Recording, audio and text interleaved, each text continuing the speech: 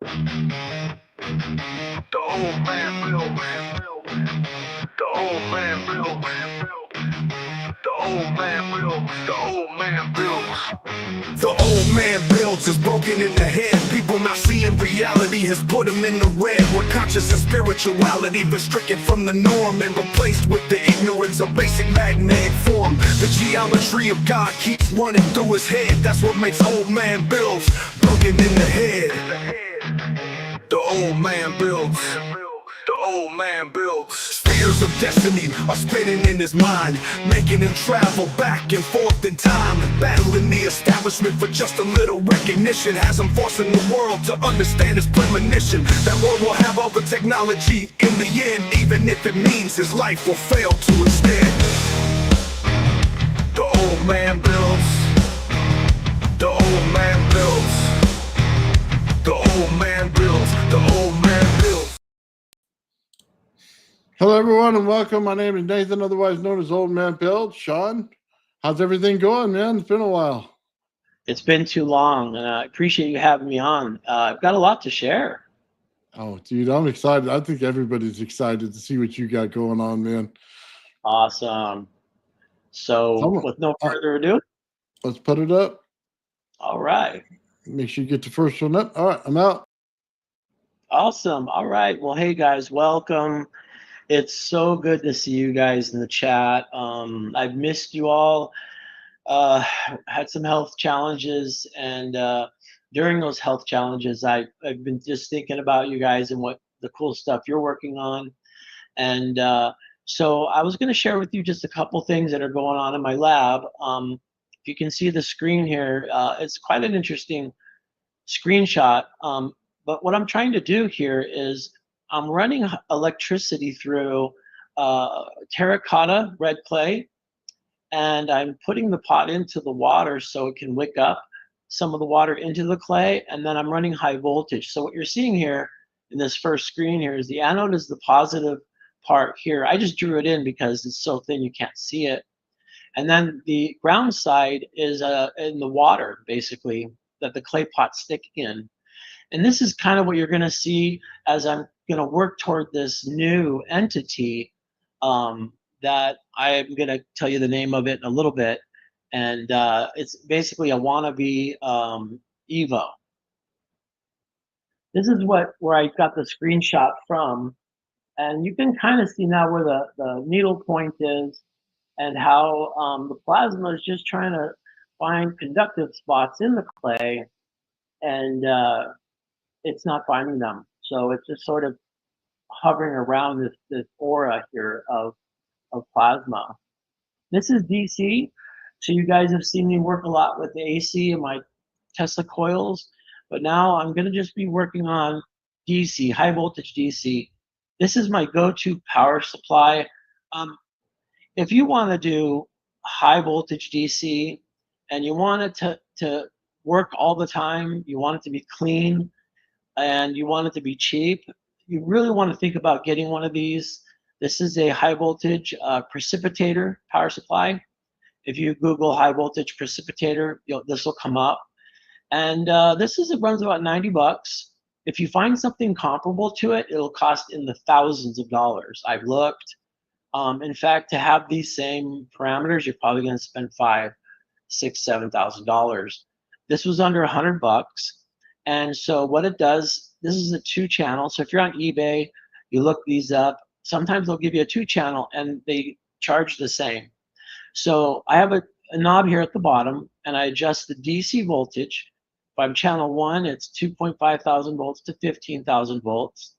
Or I can take the 2-channel and go from 5,000 volts to 30,000 volts.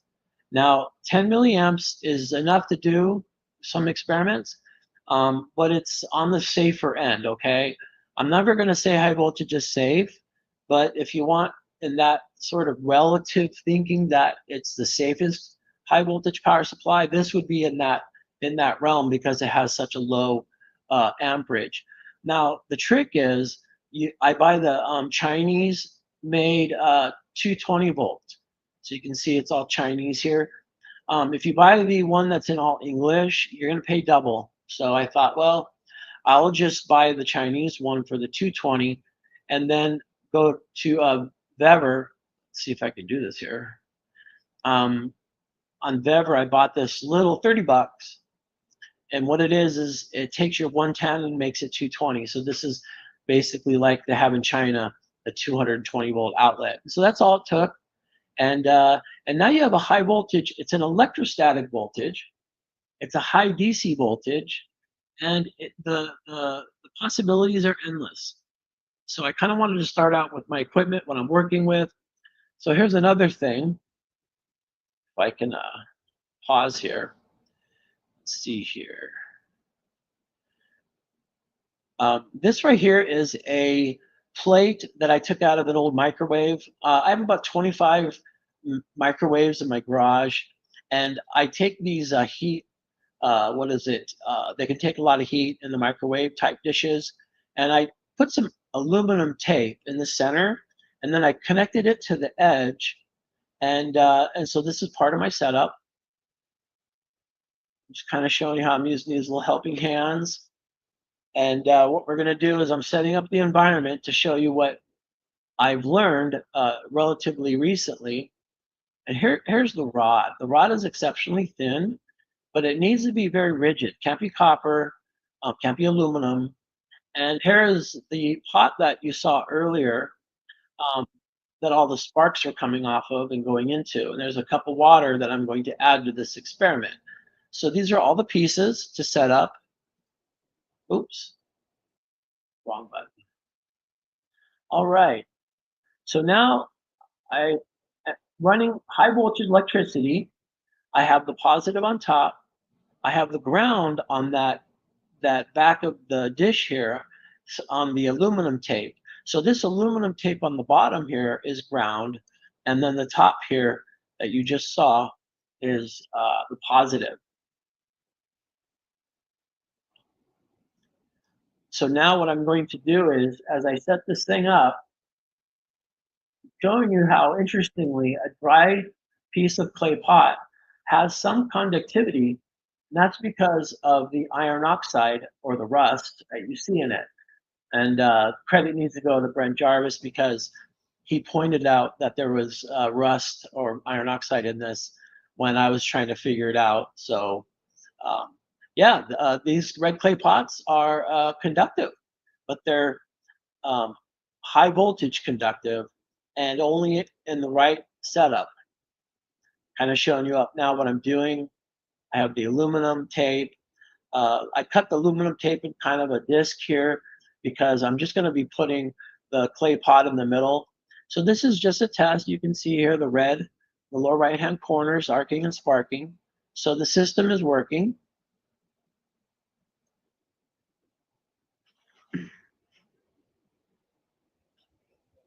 I'm going to apply now that very thin, rigid piece of wire to the positive side. And all right, we're almost there.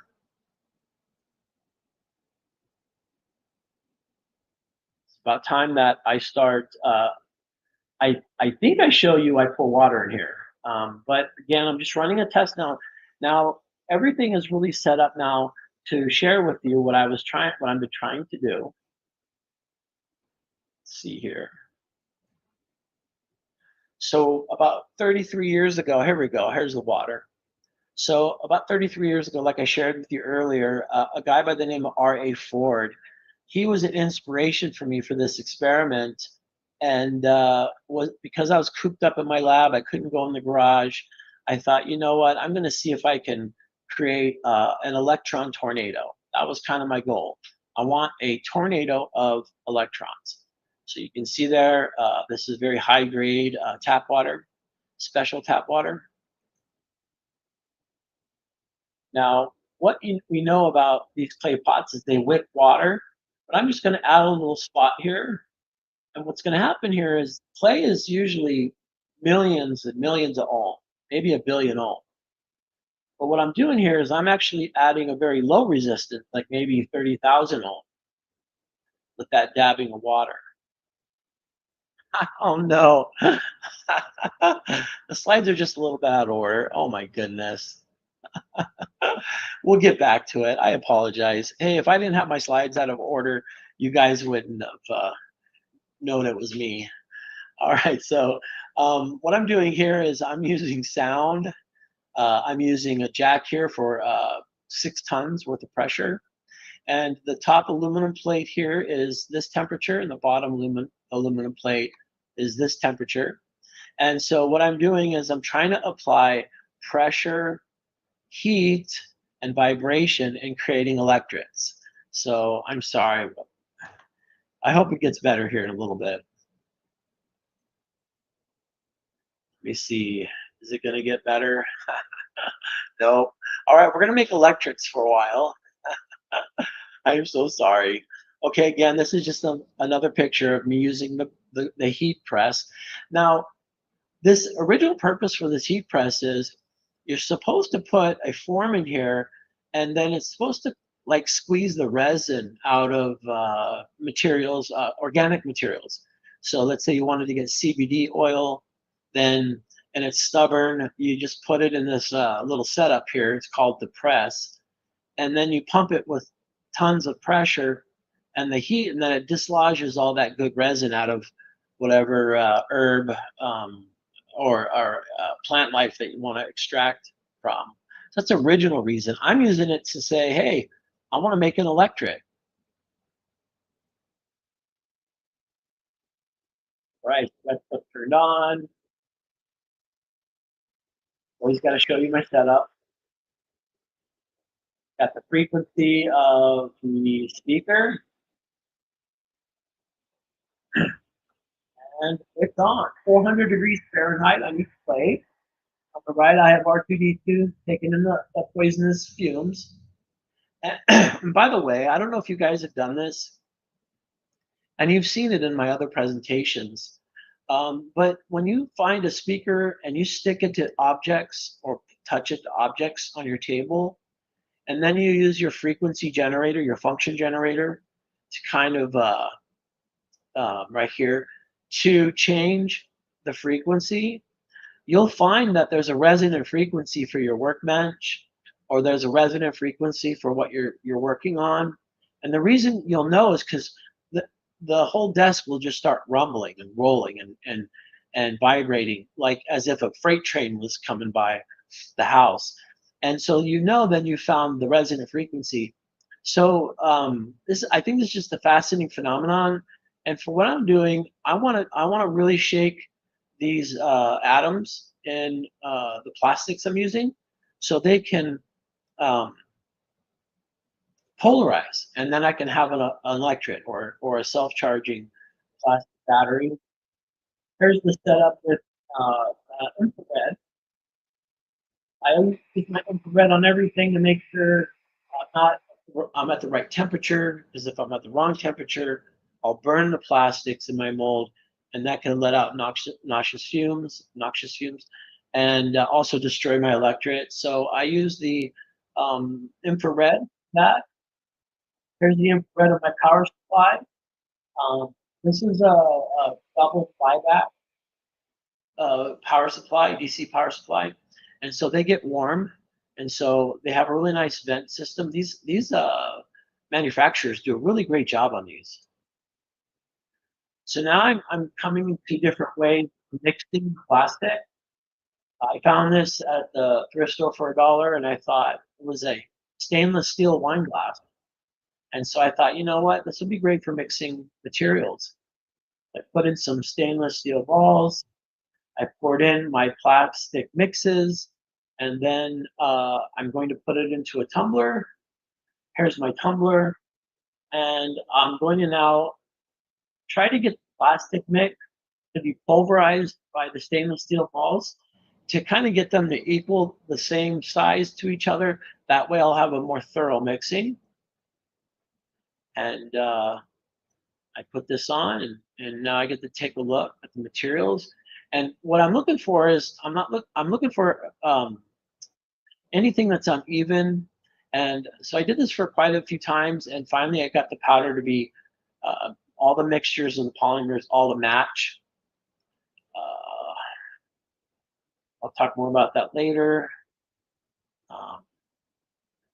So here you have my infamous ziggurat that has such a strong electric field that it can move this aluminum rotor. There are no magnetism, there are no anything, magnetic fields, no ion wind, not just a piece of plastic. Let's see. We're going to change gears again. So I came across this and I sent it to Ian and Nathan and a couple friends out there too as well. But this guy has figured out back in the 1800s or early 1900s, he figured out how to get metallic, hollow metallic spheres to have anti-gravity effects. When I first saw this, I thought, oh, it's about a bunch of old ancient stuff you'd have to rebuild, and I couldn't do it. But when I saw that the devices he had here, condensers or capacitors, Leyden jars, capacitors, and then the speed regulator and ground and static machine, this is basically a high voltage power supply. And so I thought, well, I can replace this with a high voltage power supply, and then all I'd have to build is this sphere here with this stand, and then I could try these anti or counter gravity experiments. I'm kind of not working on counter or anti-gravity right now, but others are, so I thought I'd share that. I think his name is here somewhere too. His last name's Piggott, so it's an unfortunate last name, but he kind of gives you a little bit more drill down here, and these are the suspended balls. What I'll do is, if you guys want to ping Nathan, Old Man Builds, I can send you the packet. It's just 13 pages, and he walks you through how to make this anti-gravity device. And this is the kind of fringe science that's backed with patents. And even though he was a fringe scientist, he was able to cross this over to the conventional physics and science. So they had accepted this. Now, of course, the conventional physics and science today, they kind of overlook this kind of stuff because they seem to be always going in the same direction. It's more of a popular science or a faddish science now instead of trying to make new breakthroughs. But that's good for us because that lets us fringies go into those areas they're missing and do wonderful things. So now, in order to measure the anti-gravity effects of his device, he sets up this hang by silk thread and look at how angles are changed to determine whether or not you're lightening this lead ball here by using the counter-gravity effects of his machine. And so again, he gives you another little deep dive in how to build it. And not sure why I have the same page here. I wonder if I'm in the right, oh, okay, I'm in the right place. All right, so here's again another look at that of the device that he created. Now, what's inside of the power supply that I recommend you guys buy are a set of functions. When you plug it into the wall, you get the green box here that takes in the 120 or 240.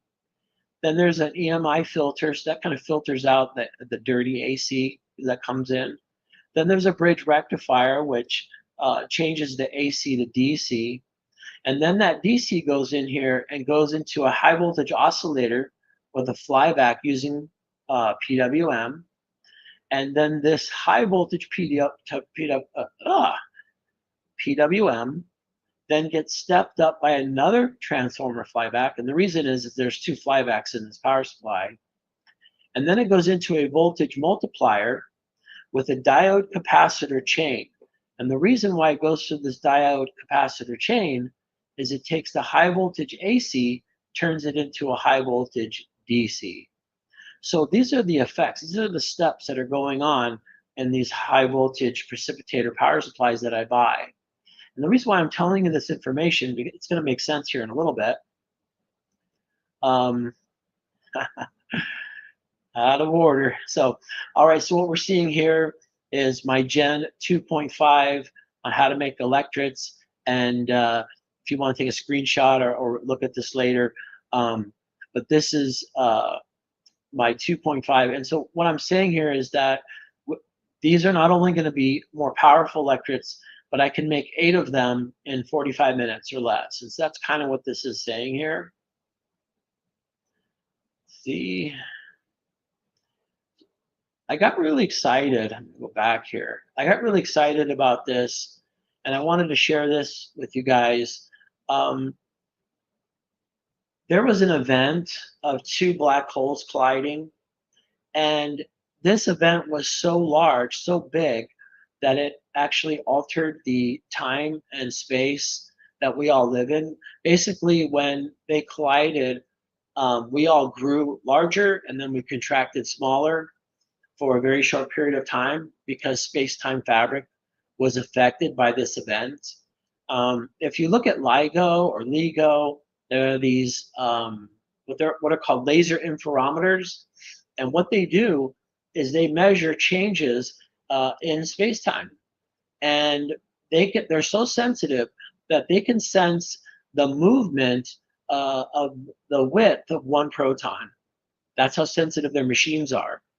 So as I was watching the documentary on this is right here is what surprised me, because the blue is what the actual signal that came across the universe of those 2 black holes colliding. That's the blue. What at the yellow is what we call the ring signal or the resonant ring signal. That is where we get our resonant frequency in our Tesla coils, or the resonant frequency in the flyback that I'm using in my DC. And this surprised me, because what you're seeing here is the entire universe has a resonant frequency, and we're seeing it right here, this blue. The power of those 2 black holes, billions of light years away colliding, that power that it released was more power than every star, every universe, every galaxy, every galaxy, every star, every milligram of energy in our entire universe was less than those 2 black holes colliding.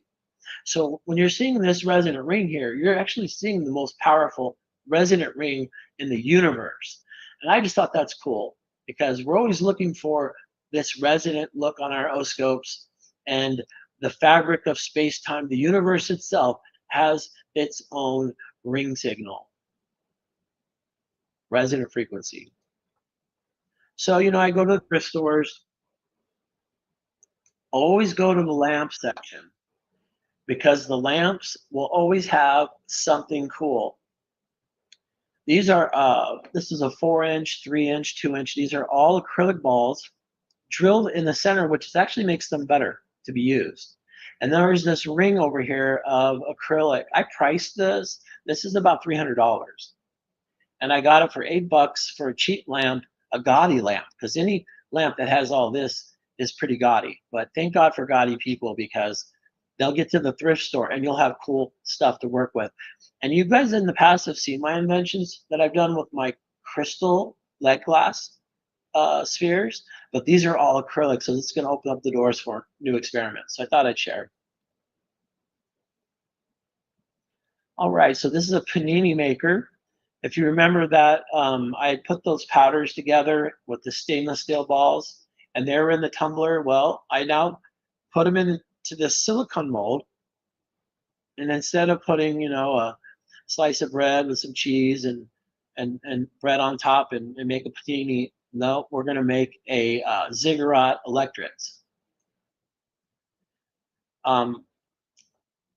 So in the past, you guys see me make electrodes where I heat up the plastic and then I add the electricity while the heat is on.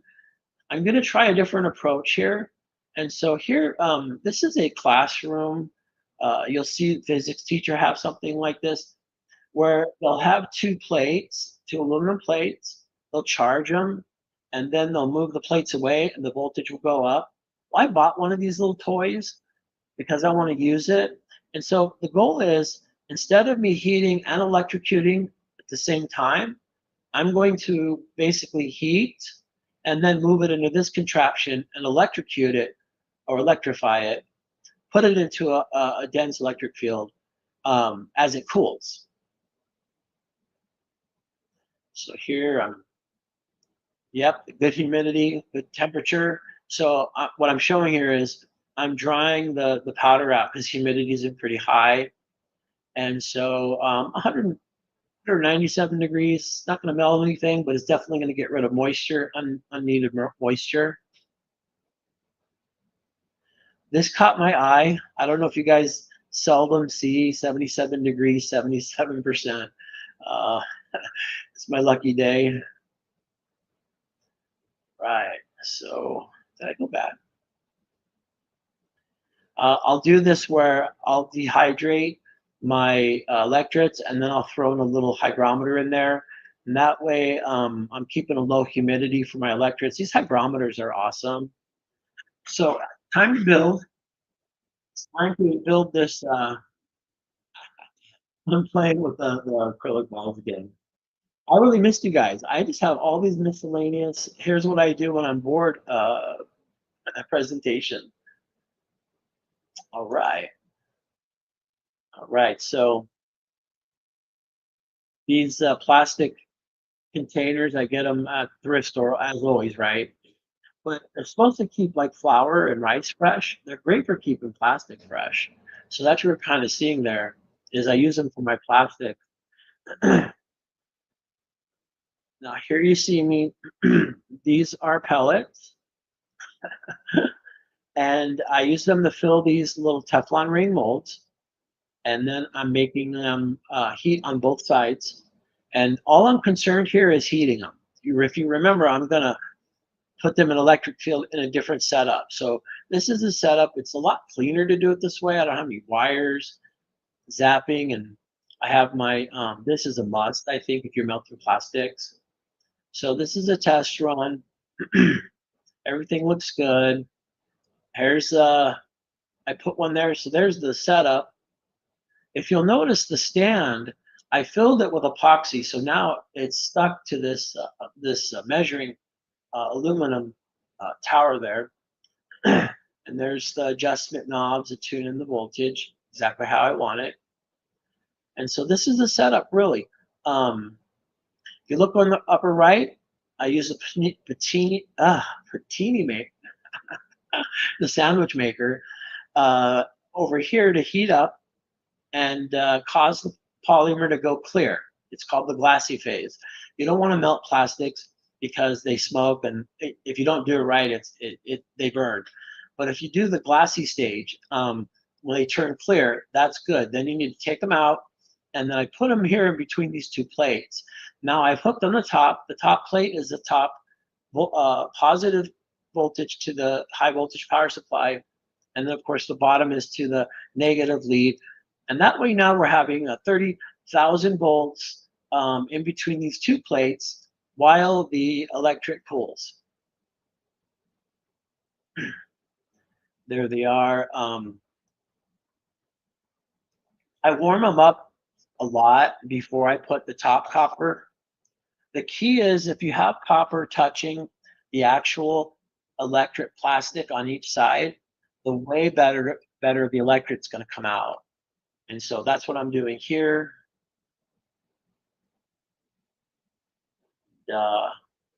Ready to go. So I'm just going to give you an example of pulling out one. They're about 400 degrees when you pull them out. Look how simple this is. All right. And then I turn on the juice. 30,000 volts. And there you go. I wanted to share this with you guys because my other methods were a little bit more complicated and all over the place. This is really, I want to say, is the streamlined version. You heat it up between two copper plates. Once it goes glassy, stick it in between these plates, run electricity through it until it cools, which is 15 minutes. And then after 15 minutes, it's cool. Then you wrap it immediately into tin foil. Everything goes in aluminum foil immediately because what happens is there's a lot of surface charge on these electrodes when they come out. And if you don't put the aluminum on, what's going to happen is they're going to leak out into the air. But if you put the aluminum on them, then they're going to go and short out, and you're going to keep that field strength. Here I'm just kind of turning up the voltage to show you what it looks like between the plates. They almost look like those cookies, oatmeal cookies with cream in between.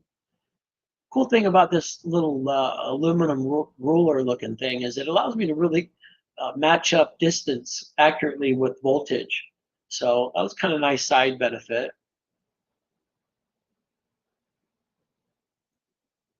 Humidity and heat, oh boy. I have no AC in my garage, and yeah, heat hurts me. I picked up this dehydrator at a thrift store for $10. And what's cool is it can dehydrate my electric, and look at that, 39-degree humidity. Um, that's great. 39% humidity is great for electric. So this is just a nice way to get the moisture off of the electrics before I put them in a dry Ziploc bag. Moisture is the enemy of electric, so you want to store them dry and give them a good start to their life. All right, this one's cooled in 15 minutes, and this comes off quite easy. Another great thing is that I increased the pellets. We're going to measure the voltage. Yeah, greater than 20,000 volts. So we got a good charge there. I mixed extra of the pellets, the PP, polypropylene, and what that does is it gives it more of a hydrophobic skin, and that means that it's going to be more resistant to humidity trying to ruin it. And more people put slices of meat in dehydrators. I put pieces of plastic. I'll even dehydrate the Ziploc bag. That way, when I put these in, they stay dry. The drier they are, the stronger the electrics get. That's what's fun. Working with electrics, I shared this in the past, is like planting a seed for a tree. You got to wait till it grows. Takes months for these electrics to get into their zone.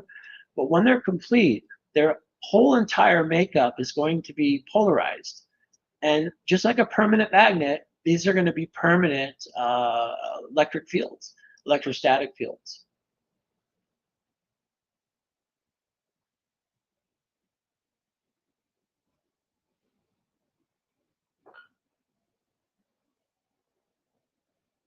Not sure what I'm filming here. I think I want to show you about how the shoes are on it.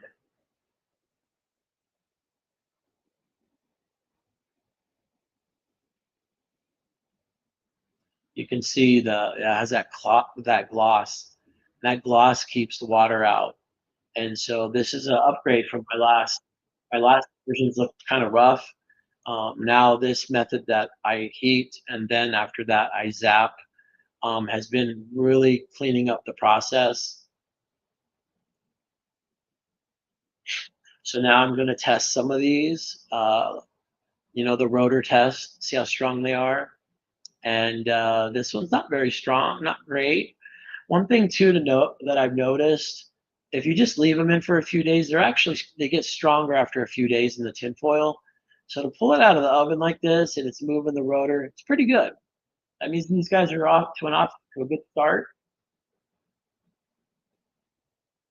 These are probably the best thing I have picked up for electric. These are very expensive and they're very hard to find. These are Teflon rod, Teflon pipe. The pipe in the middle is 2 feet long, and it cost me $12.50 per inch. These ones on the sides here, I'm sorry, the one on the left side here, it was only $7 an inch. But you can see it has a thinner wall. And then this police baton, this rod here, I forget, I think it's around $7 to $10 an inch as well.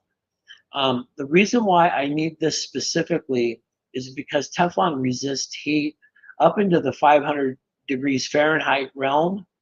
And that means that I can use all of the different polymers and use these as cylinder forms, and I can heat them up and get them melted to the right temperature, the electric materials, and it won't warp or change the I can't speak today, the Teflon that came from the pipe here. And so this has just been my best thing that I've ordered for electrodes, because in the past I'm using flimsy forms and I can't put pressure on them and I can't really do what I want to do. So it's these Teflon rings that are enabled me to do the next level of experiment. Here they are. I cut them. Um, I can beat them up with heat. I can beat them up with pressure, and they never warp. So they're worth every penny I spent on them.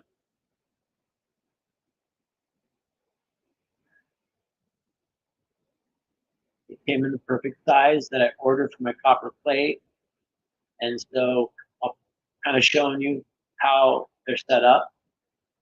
Here it's copper on both sides. So these Teflon pipes are coming in handy. And now look at me, I'm really ready to pump some juice through these plastics that I'm using. One thing that you have to be careful of, that's oxide, rock friction. I'm getting 1 second here.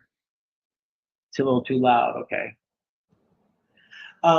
One thing that you have to do for every electret is you have to remove the copper oxide.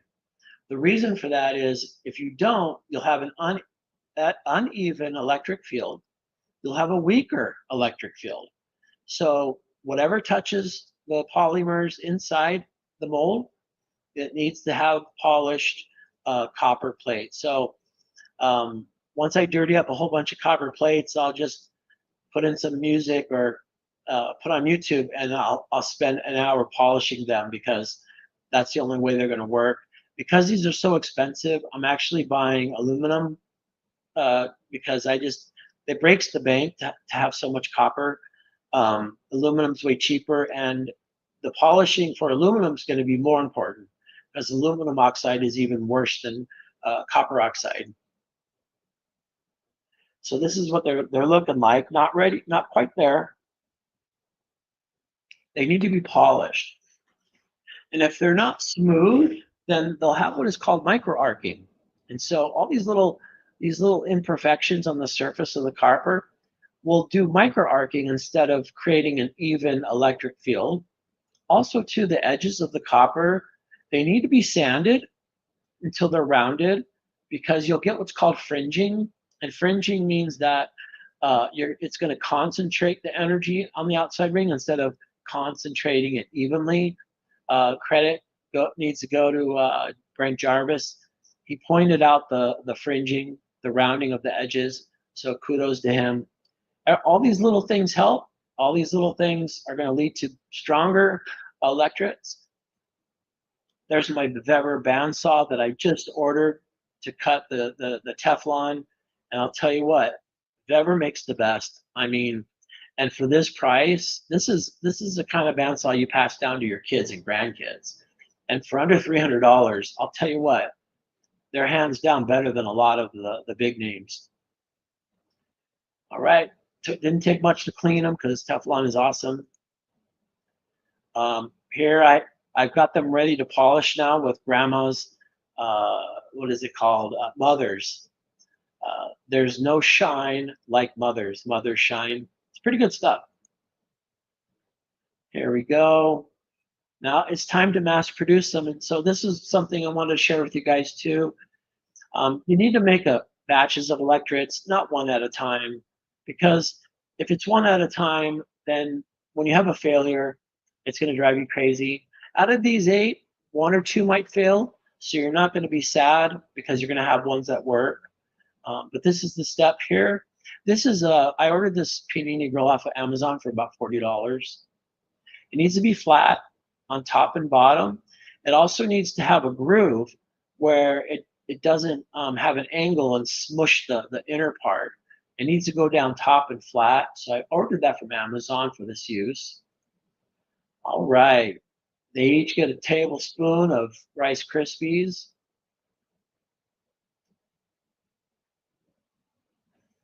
This is the kind of stuff I really wanted to share with you guys, because I really believe just with the two things I recommended and the power supply, you guys are making electrodes.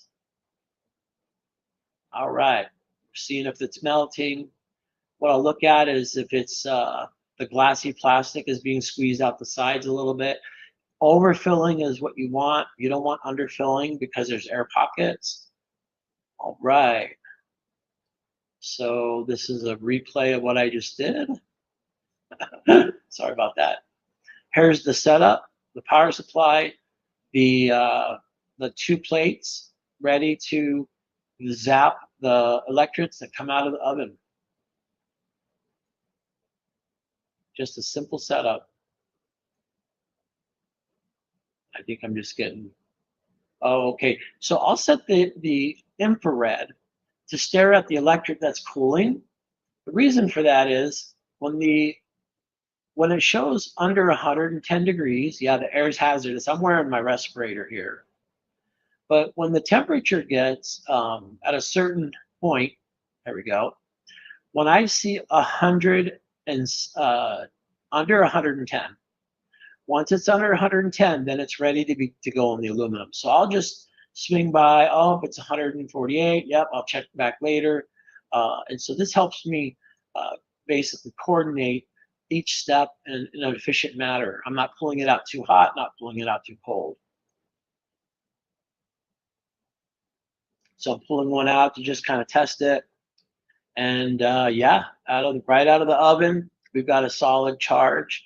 If you saw earlier, it was about 12,000 or 20,000 volts. This is what 20,000 volts looks like inside of a piece of plastic. These are a bit hardier again because they have the plastic sheen.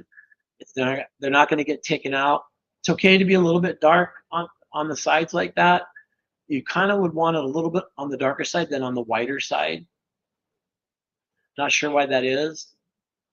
One of the things I do a couple of days later when I'm having to do the mundane task of testing them, I'll just line up a whole plate of these electrodes, and then I'll check them like this and write down my findings. They're fast, they're slow. I know this is not the most efficient way. I know there's got to be a way to make it where I don't have to put my hand in here like this. So I'm working on that idea, but hey, out of the oven, pretty strong. Piece of plastic moves aluminum. Shouldn't happen that way. It's pretty fascinating. And so just going to keep the repetitive process. Let's just do one more and then I'll skip. Look at how powerful this one is. I've had them so powerful where I can't even pull it out fast enough. Like this one's almost there. This one just, yeah, this one can really do it. When I create a positive electret, this is a negative electret. If I create a positive electret, this is when we're really going to get these motors to work. These little plastic batteries are going to start doing some work. For now, I'm learning. And so these are negatively charged electrets because they're the easiest to make. And there's nothing easy about making electrics. But if you were to compare positive, negative, there would be a difference. Here I was taking that thin wire that I'm going to be using in the experiments for the clay pot and the water experiments. And I thought, well, what if I just create a field around these aluminum arms? And so this is high voltage. And notice how it's basically moving the aluminum arms just as the electrodes are. Of course, not as fast, not yet. Another cool picture. Pretty cool. All right, we're still on with electrodes. This is the pancake grill. We see here is bottom is a mica, and there's a reason for that. Let's see. I put the mica down because the negative voltage wants to hit the pan on the bottom. And so to stop that, I put down mica. This is children's crafting mica. And cool thing about mica is it lets the heat in, but it doesn't let the voltage out. There we go. It's set up. I think these are some older slides. Let me get through here. Beautiful thing about mica is that you can slice it in infinite slices and puzzle it together like anything. It's pretty cool. Let's see here. Let's get through these. This was one of my ideas to heat the top of the electrodes. The problem is the high voltage will go through the iron power cable and then go through your house's breaker system, and then it'll come back out to this pancake grill thing, and it'll form a circuit. And you don't want to hear high voltage screeching inside your walls. So this was a short-lived idea. So kind of setting up. I think these are some reruns here. I'll get us to the good stuff here. Cooking plasma. I'm sorry, cooking plastic in those ziggurat shapes. See here. Oh, this is something that friend Jarvis asked that I should do. And he said, hey, bring a magnet, bring some magnets and neodymiums, and see if you can get the aluminum rotor to move. So he's getting the magnets. I'm getting the magnets. I'm going to put them right up, just like I do with an electric. And notice how nothing happens. So when those plastic discs are drawing these rotating arms, there is no magnetism associated with it. It is just pure electrostatic field that's powering that.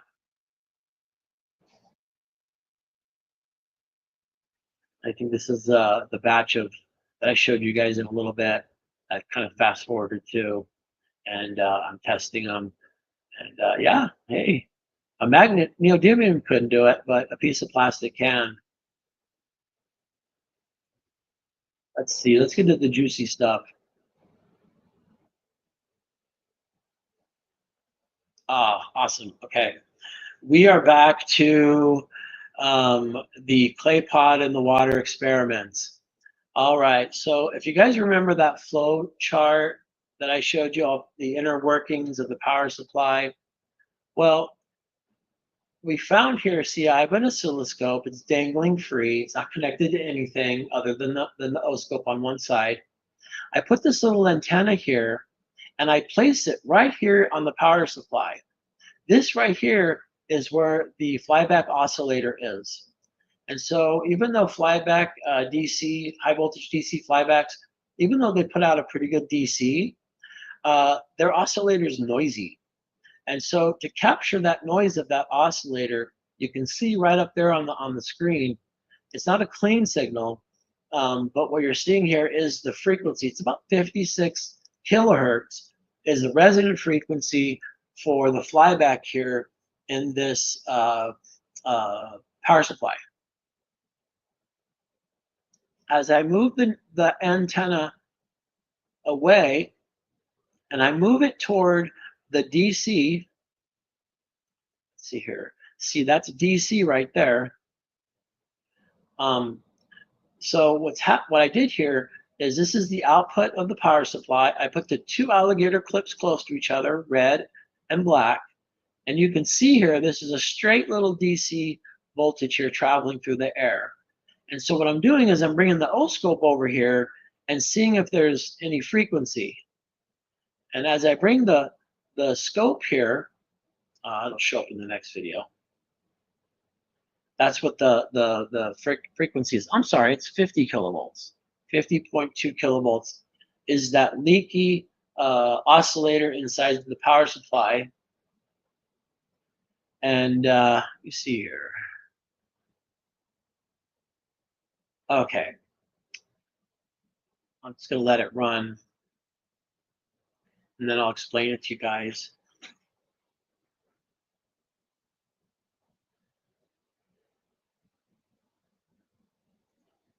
Excuse me.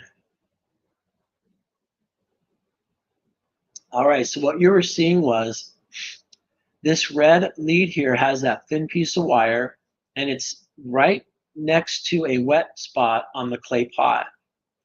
And as I was tuning the voltage to that red spot here, this wet spot, I was letting it go to that messy blue plasma And then I changed it into a perfect sphere of plasma and or a vortex of plasma. When I say vortex, I'm talking about a vortex shape of electrons. So what you're seeing here is all this noise. This is noise coming from the power supply, but when it hits the perfect sphere or perfect vortex shape, the oscope will show a perfect sine wave. There you go, boom. Out of all of this mess here, we had one burst where all the electrons were self-aligning, and when they self-aligned, they rotated. And when they rotated, that's that beautiful clean signal here. And so this means I'm able to create this phenomenon of tornadoes or spheres or balls of DC electrons. Now, this is not conclusive. See, I have to do a couple more tests, but when I start showing you how I can self-organize plasma, I just want to show you that here it has its own rotation, and it's not noise or anything, and that it is in fact a plasmoid, and it's moving at incredible speeds, turning at incredible speeds. I had AI draw out sort of a rough of what I'm doing. Here I have the water, and I used aluminum tape at the bottom, and then we have the pot, and then I'm bringing in the wire, and what I'm trying to do is to get a self-organizing plasma. So now I'm going to start showing you how what I'm trying to do is get self-organized plasma. When I was working on this, a friend of mine, Charlie C., sent me a lecture by Bob Greener, and Bob Greener was talking about EVOs. And about halfway through the presentation, I thought to myself, wait a minute. I think I'm creating, at least in the first stages, I'm creating EVOs, wannabe EVOs. And so that got me so interested. I thought, okay, now I'm in search of an EVO.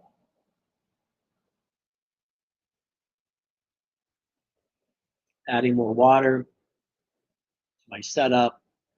We're going to get down and dirty, and we're going to start creating some EVOs.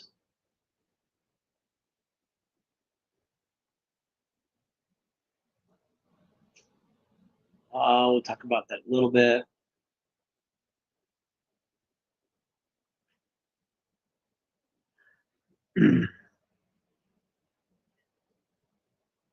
As you can see now, on that rigid piece of wire, it's all connected up, and we have now voltage coming from the grounded part of the tape, and it goes through this tape back right up into this red, and that's where you're getting your flow of energy. Oh boy, I'm way out of order. I am so sorry. Okay, this is what we're going to do. Remember I was telling you about how it's a spinning vortex of electrons, or it is a ball of electrons? Well, in order to support my claims, my hypothesis is, I watched this EVO, let's call it a little EVO for now, and it was spinning like a tornado. And what it did is then it came around this corner, came back around, and then it went inside and it swerved in. And so I decided to draw out its path. And then when I looked up tornado paths or tornado tracks, this electron vortex acts like a tornado, and it's a pure electrons. So that really blew me away. Now, is there transmutation? I have to buy test equipment and check that out. We'll see. And so now I'm going to be applying different voltages, different adjustments, different dampening of the clay, different angles, in order to create these wannabe EVOs. One thing you'll notice is that it's something that is very difficult to try to control. This is all haphazard. This is all chaotic. Doesn't have any rhyme or reason. But I'm going to keep trying these different gradients, get different angles in, and keep with it. It's a screenshot. Okay. So I'm out of order. Okay.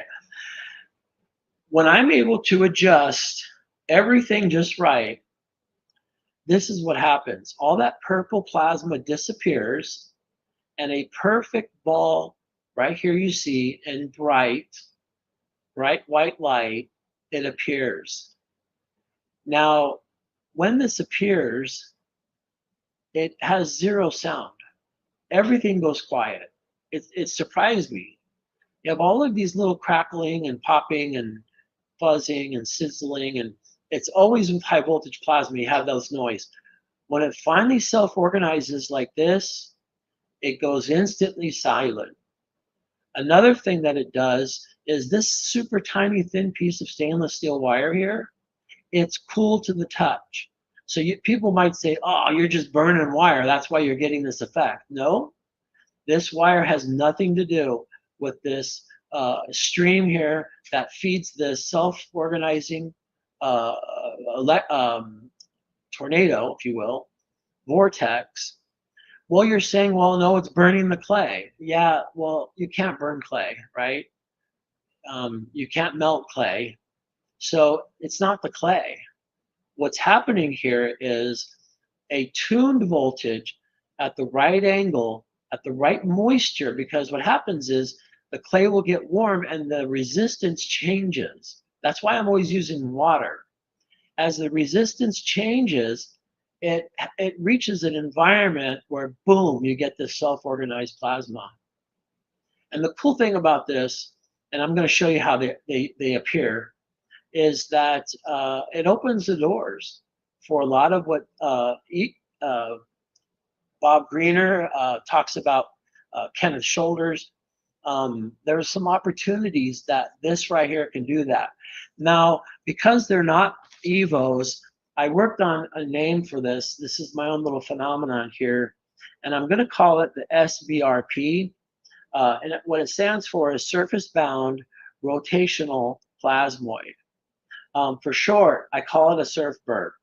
So for now on, in our vernacular as related to these wannabe EVOs, we're going to call them surf burps.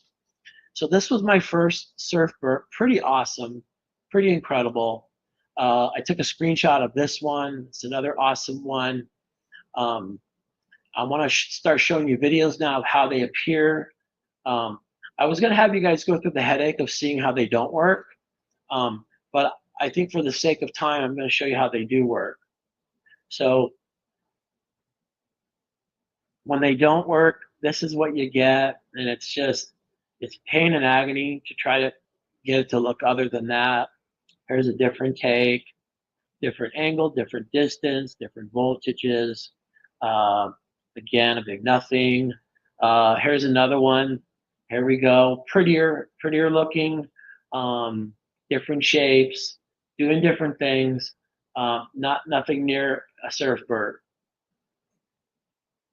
What's pretty about is once there's a significant amount of water soaked in the clay or wicked in the clay, you start getting these plasma where they spin in circles, where it's broad, and it's really interesting to me.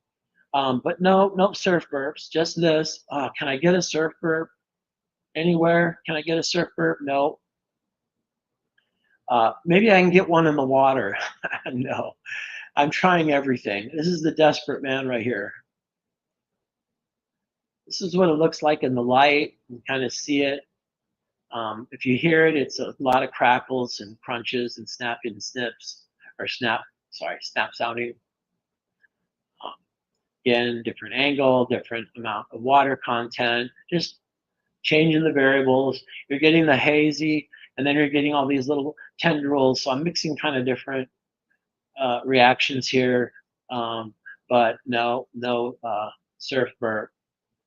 This one's climbing down the inside of the pipe, kind of interesting, into the water. Is there hope here? Can we do it? No. Maybe maybe if I do the inside and add water here, see what that does. I changed out the wire. This is copper wire. And the problem with copper wire is it just moves. Here was when I was building the plate. Talk about out of order. This is the plate that I use to fill with water. I use aluminum tape, and you guys saw that earlier. It's aluminum tape. Yep. All right. So, are we going to get one? Are we going to get a surfbird? These are the circular patterns that are very interesting to me, though. At least it's pretty. The other ones were all just chaotic and ridiculous. But these, they're kind of fun. But do I have the right angle? Do I have the right resistance? The variable resistance that's always changing as the water evaporates in this semiconductive clay pot? I don't got enough. It's just going to stay this way. Let's see. I'll talk about all this stuff later. You guys don't need, it's out of order. We're just going to focus on surf burps. Surf burps, that's all we want.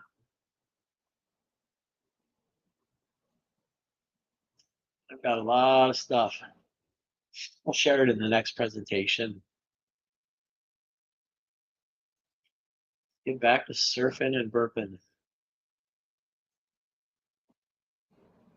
Oh, this was interesting. The powder that I ground up, the polymer, when I added the voltage, all the powder got supercharged and then flew all around the oven. It went everywhere but where I wanted them to do. Yeah, that wasn't fun.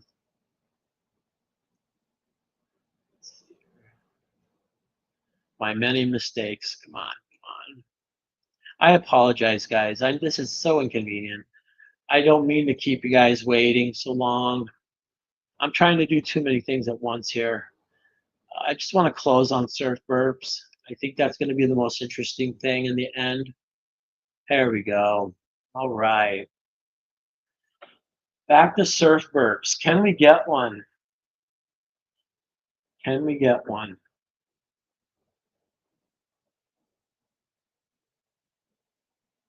Awesome. Look at that. That is a self-contained pure electrons. I love it. And it goes quiet, but look, it starts leaking, it starts getting torn apart. The reason that is the moisture in the clay has changed the resistance so dynamically outside the parameters of the surfbird. So that's what you get. And again, like I shared with you guys earlier, they move. When it moves, it has it's like it moves like if you had circular clouds and then the funnel wants to drop down and it's a tornado, that's the action that happens here. You get the spinning ball of high-speed spinning ball of electrons, and then it drops down and it just sort of etches these little pockets here as it travels. And so it's proof positive that it's actually rotating like a vortex. All right, let's see if we can get another one. I think these surf burps are so cool. And what I'm doing with my very limited camera, I'm trying to get you side view so you guys can see its vortex shape. It's just absolutely astounding. We're gonna get there. Bam, look at that. Perfectly quiet. Absolutely incredible. And it's just, it's breaking apart. And it's just cruising along when it drops out of the top of the electron sphere and then connects in that vortex form. And it just starts, it's as if it was a tornado moving through a trailer park. Let's see, more surf burps. I like how AI said it. Surf burps are colloquially referred to as surf burps, pronounced surf burp. sorry, nickname reflects the object's surface-bound nature, surf, and the sudden energetic and sometimes pulsating emergence, reminiscence of a burst of energy or plasma. So that's a surf bird. See here, look at that. Oh, goes quiet and it's spinning. Oh, this is a leaky one. We need them stronger. This is a leaky one.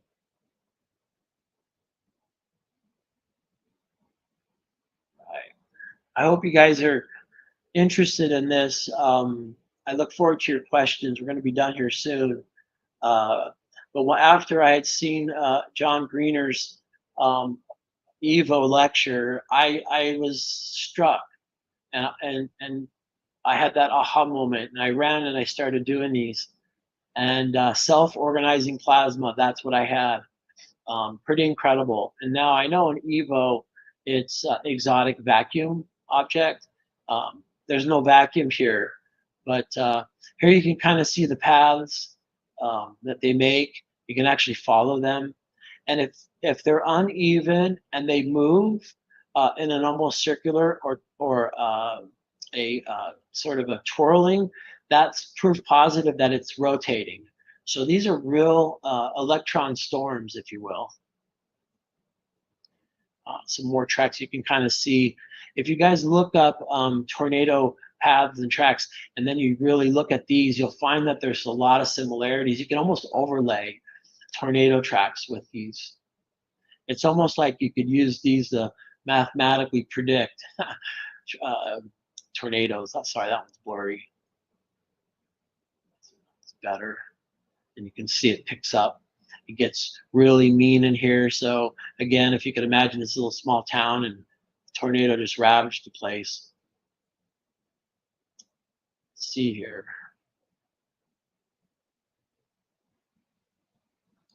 Some of the things I'm trying to do with these now is I need to get a high-speed camera, and they cost right now the price of a used car, and I just don't have that money right now. But a high-speed camera would show the shape and the rotation of the surf birds, and it would prove the theory of what I'm saying about them, how they're self-forming. This one just kind of falls apart.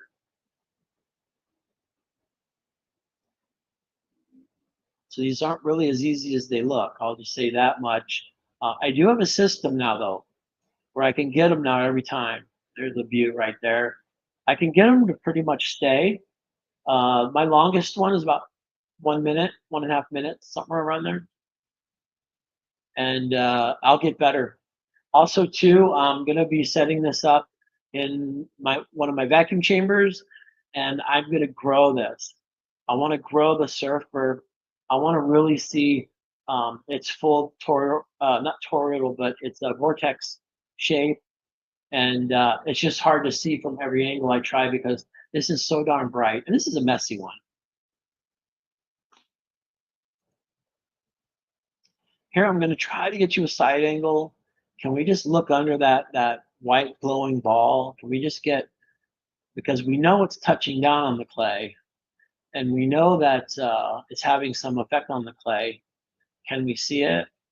And here we go, it's forming. See, you just can't. I need a high-speed camera with a really good lens. Ah, look at that. It's so great. And when you're there in person, you know it is a self-organizing plasmoid. You just know. Right. A couple more, guys, and then we'll take questions. I appreciate your guys' patience. I really do.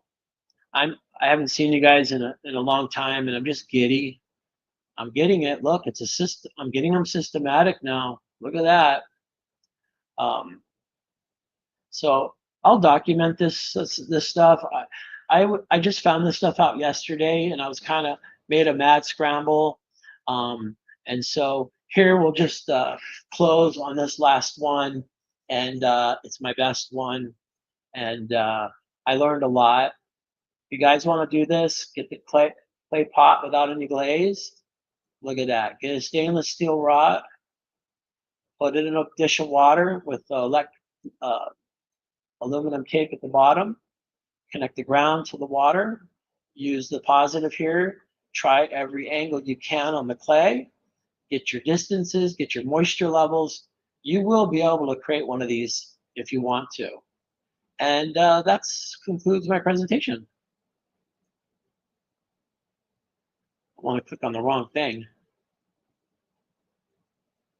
Uh-oh. I think you're muted.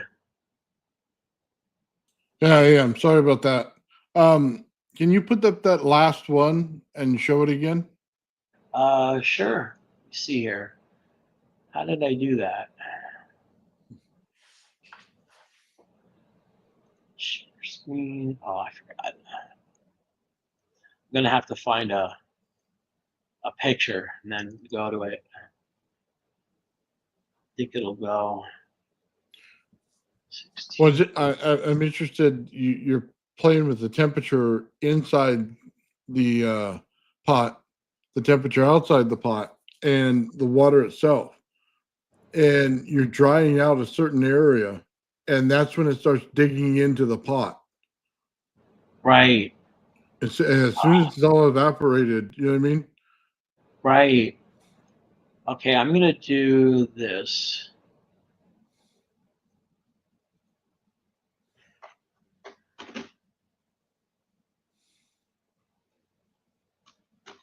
All right.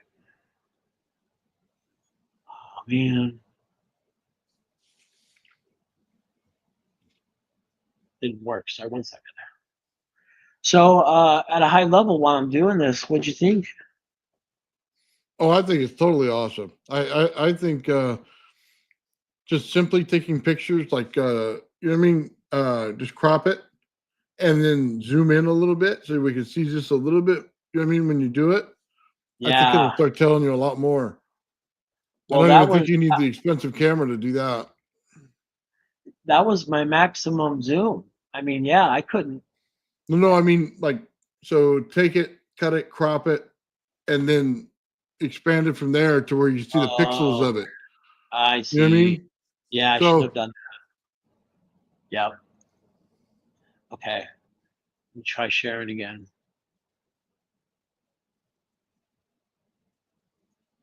and then did you notice the end of the wire was moving super fast? No, it doesn't move at all. Only the copper does. It doesn't move a hair. That's what's weird because the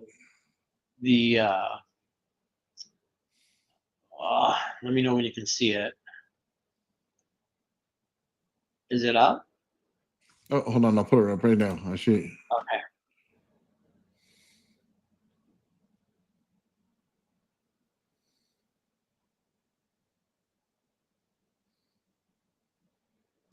And just while you're looking for it, Shawn, did you put the thermal camera on this? No, not yet. I literally just saw the greener video and then ran and did and zapped clay. I literally have barely any time with it. I've written out a lot of experiments for it, Okay. but this is just all new to me. No, I understand. I'm just I'm I just had no asking the time. questions. Yeah, no. I'm sorry. Yeah. Good question. Um, no, I haven't gotten there yet. Can you see the screen? Oh, I can see the screen. Yeah, you just gotta Okay. pop to the right video. Yep. Let me go into that. What did I do? Here we go. This is the one you're referring to.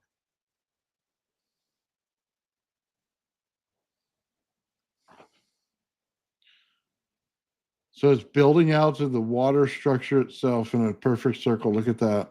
Look at that. And it's not burning up the wire. The wire does not move.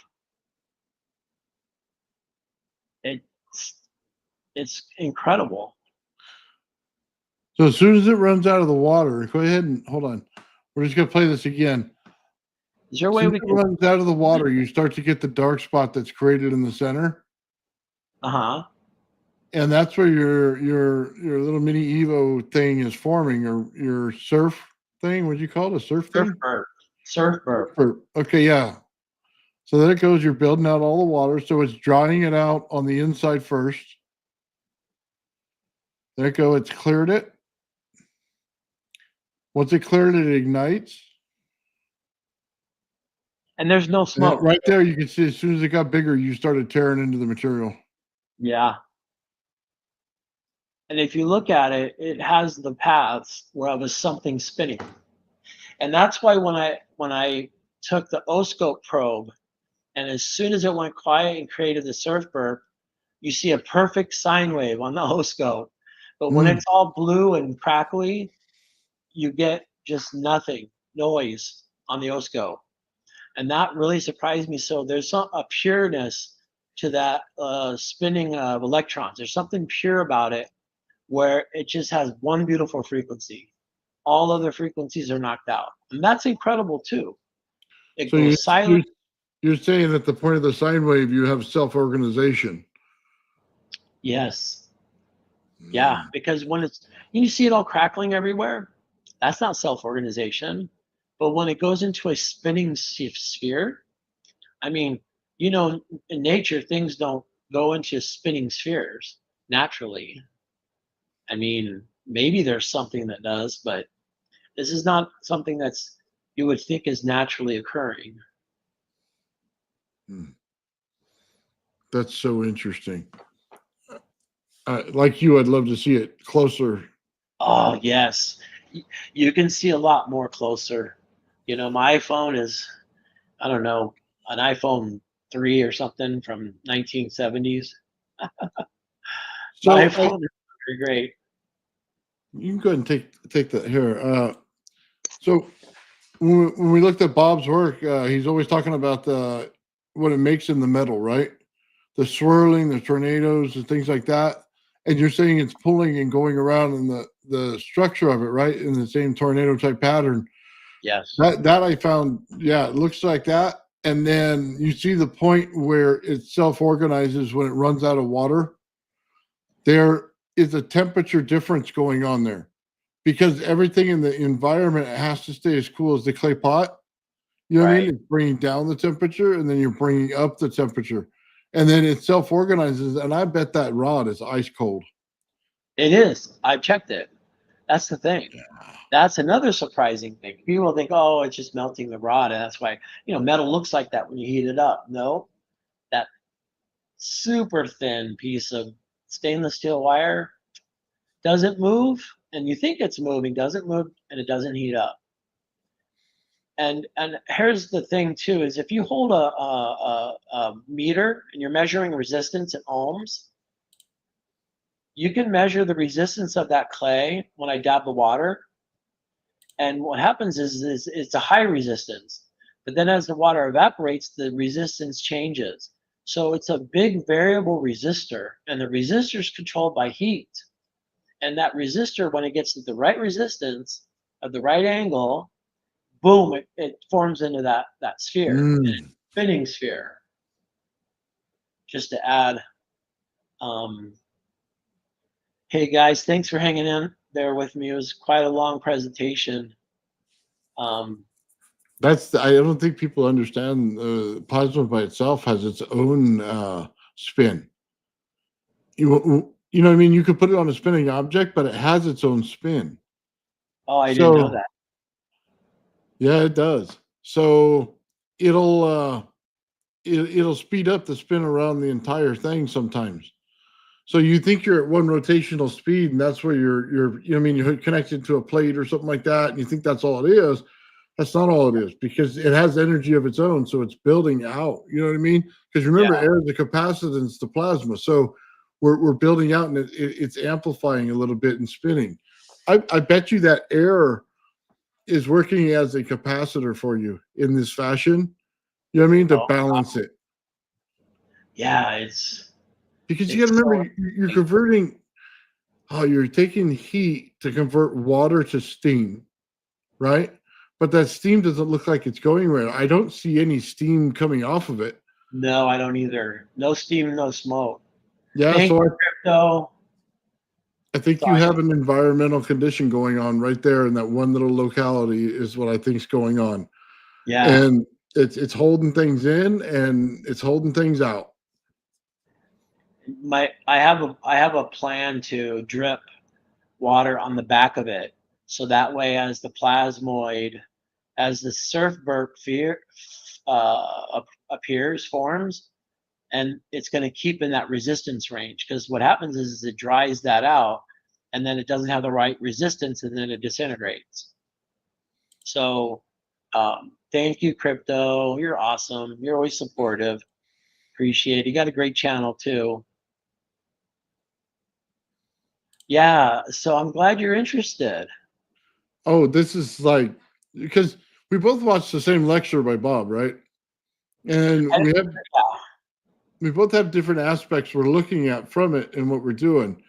You got the plasmoid thing going on. I understand his neutral field all too well and what he's talking about and how it looks like a fake electron and how it builds out. I have that Mhm. all day long. So it was really cool, but to see, you know what I mean? You get that right in there with that plasmoid was awesome. Yeah. Thanks. Yeah. I'm gonna get my light here real quick. I Yeah. did analysis between Evo and my Surfbird. And hey guys, let me know in the chat if you like Surfbird. My wife didn't like it, so I knew it was going to be good.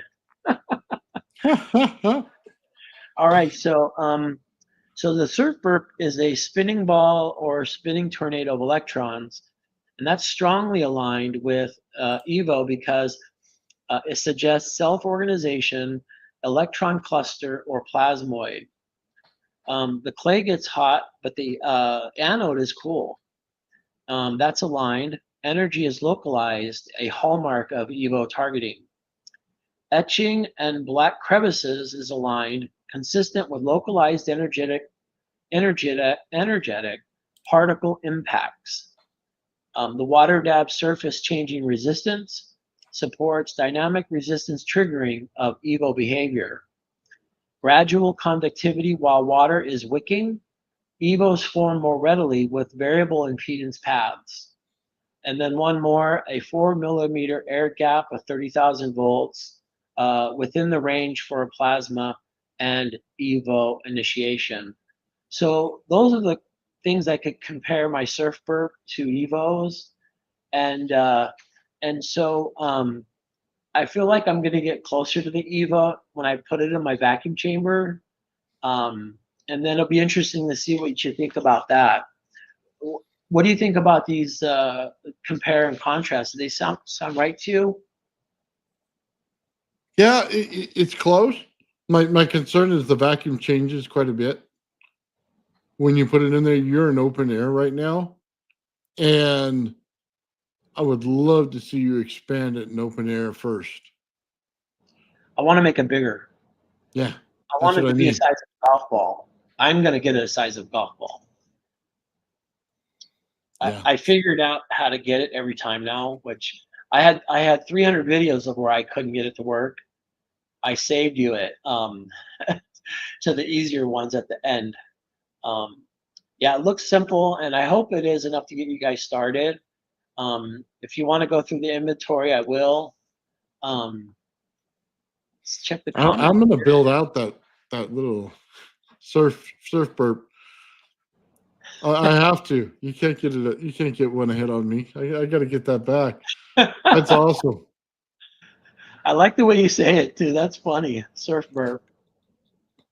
Yeah, I don't know if that's what you called it, man, but that's what my hearing keeps telling me. So No, it's hilarious. No. It's might be your California accent. I used to have it. I'm a Midwesterner now, but I used to have a California accent. Oh wait, who was that? I missed it. Ackerby. Oh, Ackaby, thanks. Yeah, it's been a minute.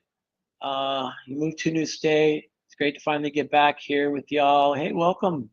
Good to see you. Awesome. Yeah, it has been a while.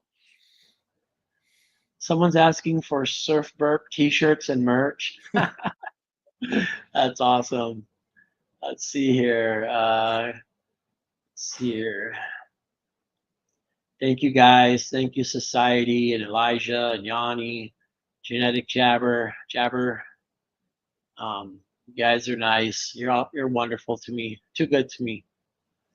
Let's see. Got some questions.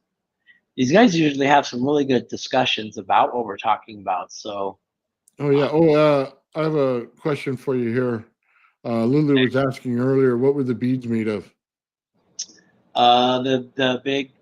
They were talking about your electrics. I'm sorry. Oh, the BBs. Yeah. Stainless steel.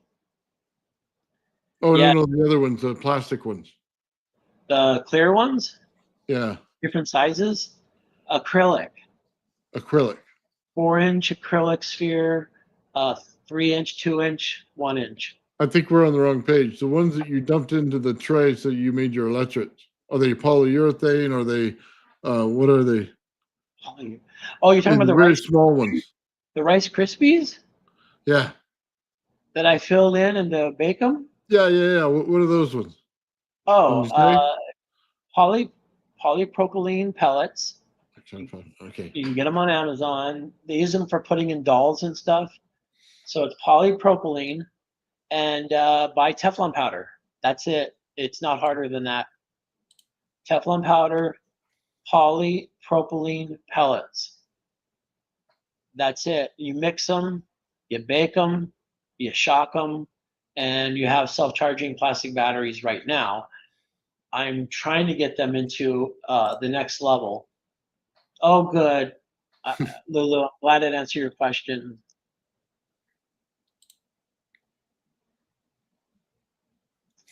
Right.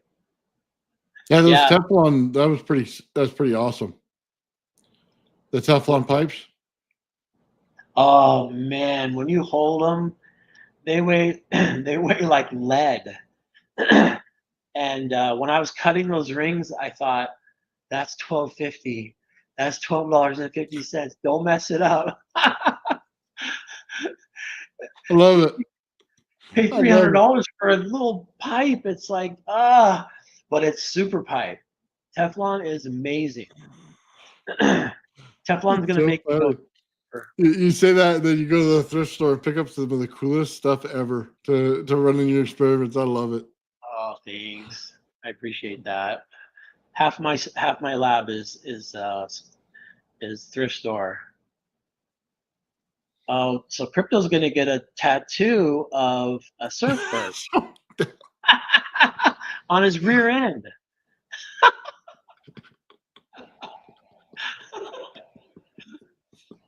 Oh, I'm digging the surf burp too.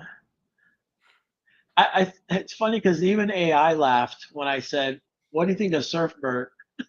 And AI was like, "It's weird. It's catchy." oh, that's funny. Let's see. Can you trickle charge an electric? It's a good question. Like an old one? I know I will say the pulse DC. What we were thinking that would make a better electric. No, pulse DC hurts the electric. Only a flat, clean DC you can make an electric. And I didn't know that. I thought if you're bringing out the hammer, you're going to beat them into submission, but it's not like that. If you could imagine the molecules as little compasses. You know, I have those little compasses, and you move them, and that little needle moves to north. Imagine a million microscopic ones of those. Okay. Now, y'all want to point in one direction. Are you gonna take a magnet and just hit them? Because yeah, some will get north, some won't get north. But if let's just say you just hold the magnet over those million little compasses, a long enough time, they're all gonna point the same way. So yeah, absolutely. that's what shows up in all my testing. That makes perfect sense. Yeah, and some of them might get caught and need a little jiggle. That's why I add the sound. Because if I add the sound, then some of those little compasses get get jiggled, and then they'll get jiggled into place. So Oh, that would but sorry, go ahead. no. The magnet to the aluminum, the magnet has to be in rotation to move the aluminum. You're talking about the electric moving it. The Yeah, electric deals with charged surfaces, where yeah. the magnet deals in the rotational movement, moving the because it can't create an eddy current. It can't get enough, you know what I mean, energy to create the eddy current in the aluminum. Sorry. Yeah, I mean, yeah, we could turn it into a generator if we wanted, electricity generator. Mhm. Um, my thought was to say, oh, maybe there's some magnetism in there or something. No, No, no magnetism. not This is even all right there. filled. But you're right. If you were to spin those magnets, you would get eddy. You would get current. 90 degrees out, you would have current from the spin action of the magnet. I don't know if So it split though. it would be interesting to take your electric and spin it over top of that thing, because if you build out a magnetic field to it, then you're going to get some eddy currents going on. You may have that thing flying around like crazy. I know. It's funny because I've been playing catch up for my weeks of no fun at the hospital. So, but you're right. I want to spin them. I don't want to be dancing the to get it to work. I want to make that a little bit more streamlined. Um, and I just got fixated on these surf burps yesterday. I mean, that's how quick it's been. Was yesterday, and I think I shared them with Jarvis maybe a day or two before that. So these are fresh. These are new. I can't wait to see what you do. Are you going to try to do a surf burp? Oh, I'm going to do it. Don't even question that. I'm going to do it. I do so much high voltage experimenting, Shawn. You know, as soon as I see that, I had to do it. I see the look in your eyes. Okay. Yeah, I can't let that one go. You know what I mean? Awesome. So Um, so Yanni says, "Thank you, Shawn, and team community is epic." Yeah, it is, brother. It is epic. absolutely. Put copper plate outside, route a wire to it, and you can grow some vegetables in the dark. Not a plant, not eggplant. Eggplant? That's what Jabber's saying. Huh. Interesting. Okay. Oh, good. Thank you for answering the questions in the chat. Jarvis is there. He's telling them what stuff to do. Thank you. Yeah, Jarvis has been on all night. Oh, awesome. See, high field energy, local phase locked mineral plus moisture matrix, sudden delay rupture plus feedback loop equals ball lightning possibility. Yeah. I mean, I've always wanted to see ball lightning. Maybe this is not ball lightning because it rotates, or maybe it is ball lightning because it does rotate. I just don't know. All I know is that's a perfect round ball, and it's quiet. Hmm. And that frequency that appears that's so clean, that shocked me. I jumped out of my skin almost. I jumped out of my chair and I was like, wait a minute. That is the rotational frequency of that little ball. Okay, you ever heard of a spark gap going room temperature? I'm not. Okay, you just did the effect almost exactly of what happens when a spark gap goes room temperature. It has a high amount of heat to it, and then as soon as the system becomes resonant, okay, it immediately takes down the temperature. Now, think about what you just said. As soon as the ball hit, you got the perfect signal out of it, right? Which means it hit a point of zero resistance. So it's just like the spark gap dropping in temperature right there, the whole system, because it became resonant to the system. So something in there made it have the perfect system resonance. You know what I mean?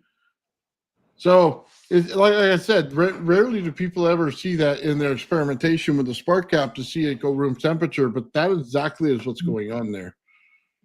It and the thing that got me was you feel like it's spinning like a top, but you can't prove it, right?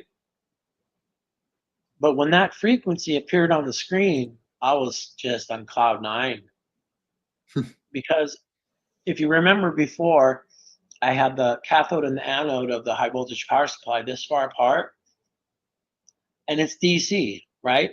So when I put the oscope next to DC, jumping the arc, that's flat. DC doesn't have any waves. DC's flat. That's why when I brought it over next to it, when the surfberg formed, and the surfberg formed, boom, DC is now rotating. It's rotating DC. It's spinning DC. That blew me away. Yeah, I think to sustain your field, think about this. Your breakdown point was as soon as the water was evaporated, right? It took a few seconds or what, you know what I mean? And then it started to eat away, right? Mm-hmm. So you're actually in a temperature differential at that state right there. Okay. Okay. But you're also breaking down that atom of, you know what I mean, or molecule, if you want to say it that way, of the H2O. Okay. Oh, So okay. now it's a self-feeding system for a few seconds right there. Mm-hmm. You know what I mean? Because you, what is the word, entropy that you're using in that system right then and there? Uh-huh. I think that has a big deal to do with it. Just because you could follow the path of the way it's working out, you know what I mean, in order to get Yeah. there. And I think if you had, like you said, the water on the other side now makes sense because the water goes right to the clay. Yeah. It gives you your steam back. It won't allow it to erode the inside of it, and it allows Right. that differential to form again. Yeah. Oh, I think you're right on with that. Awesome. Thank you.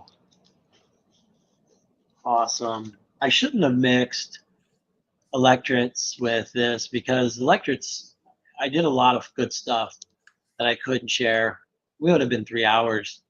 I know you're looking at me, so so what? Yeah, well, I go all night. Yeah, I know you Yeah, got the time thing. yeah. I'm just gonna take notes here real quick. Right. I think, Shawn, I'll be honest with you. You're on to one of the biggest discoveries that there is because it's not created in a vacuum. It's exactly why. A lot of Yeah, people want to create a vacuum object and say it'll work in the environment that you're in, and that's not true. The fact that you got to understand if it's going and it's creating a ball. So you have to look at it and say you're creating a sphere of geometry in that spot. Okay, it's building out that sphere. right. So it's massively important why that is. And the fact that it's a certain size every time, you notice it's growing out almost the same size every time because you're putting the same amount of energy into it. Yeah, it's funny because I'm dialing, adjusting the high voltage. I'm doing this the whole time because once I hit it, all you see is just the purple splatter, but I'm doing this the whole time with the voltage. I'm dialing it. As soon as it comes, I let go, Yeah. See? and it just goes. Yeah, and it's I'm giddy. I'm giddy because I did it.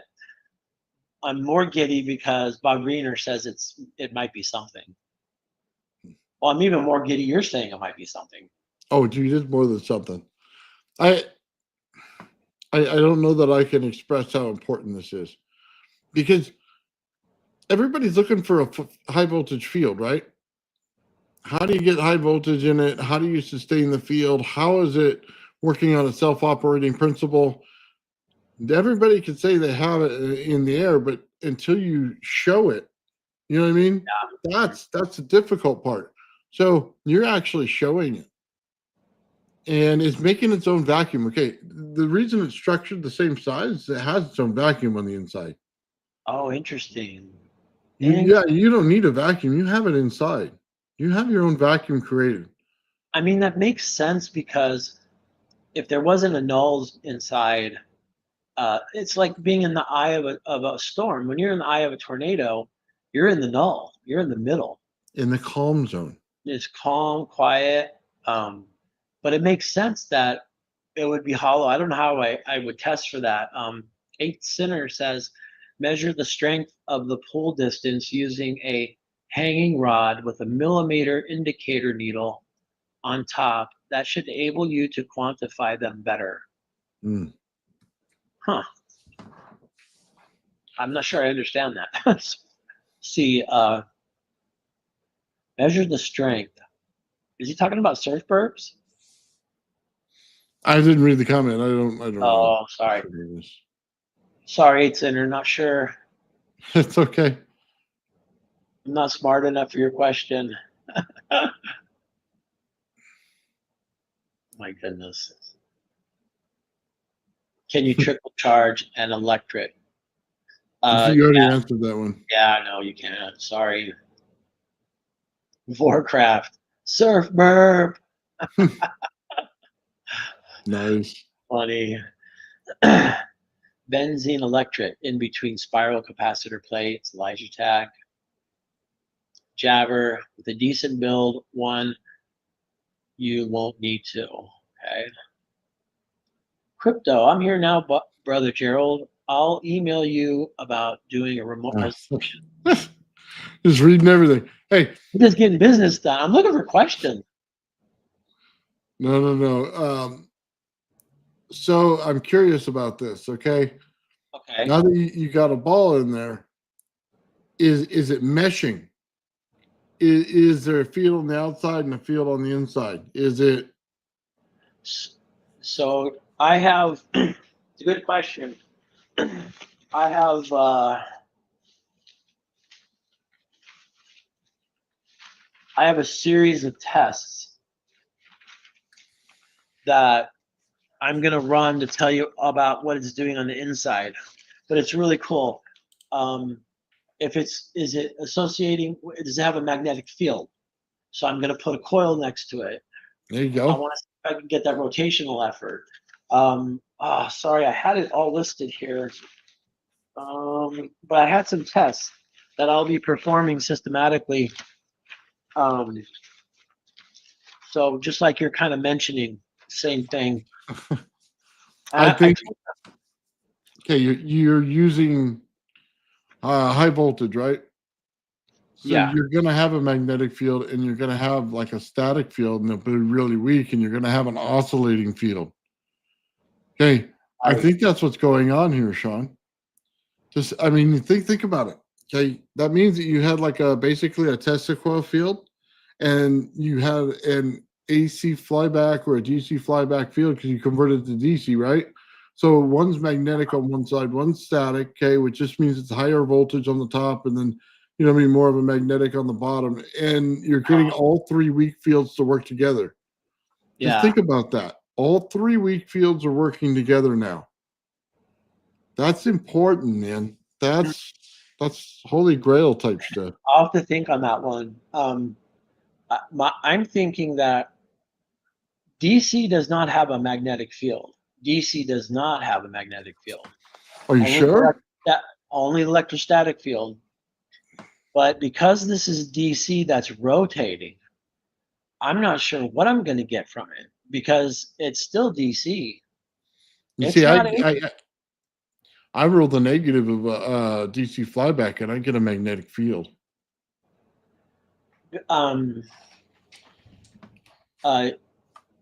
It's because the DC is not clean. It's a rough DC out of a flyback. Yeah, but that's what you want. So it's kind of a it's a squirrely. So it'll give you magnetism. DC can't because it's just flat. Now, if you turn on a switch and the 9-volt battery has to power a light, as the electricity travels to the light and back to the battery, that has a magnetic and electric field. But soon as the DC is filled the light bulb and nothing else is going on, the magnetic field goes away. So only when it's moving. Hmm. Not interesting. Well, you're definitely moving it. It, it's yeah, I really want to dig into these surf burps. I feel like you, I feel like there's something in them. Something in them. We got to get them big, and I got to save up for a. I put the hint in my wife's ear for a high-speed camera. I need 5,000 frames a second. I mean, I need something. That's a lot of money, man. You know that, like starting at $5,000 for the cheapest one, and then it goes up. It's outrageous. You can get a $500 one used that only does 1,000 frames. Now, 1,000 frames is great for the regular person, not for this. This needs 5, 6,000, 10,000 frames a second. I mean, it needs, yeah, and I don't even know if I'll ever get it, honestly. I'm kind of thinking if I cheat with a photodiode, because maybe it's emitting a little infrared or something, and then I'll just feed that in um, to a representative voltage of what's going on. That makes sense. So Hmm. lots of opportunities here, huh? Yeah, no kidding. Yeah. Hmm. Every time I'm I blown check, away by this. Sorry. no, thank you. I appreciate that. By the way, I saw that you separated your heating process from your voltage process, and we had talked about that last time you were on. Yeah, I'm making stronger electrics, but not by a lot.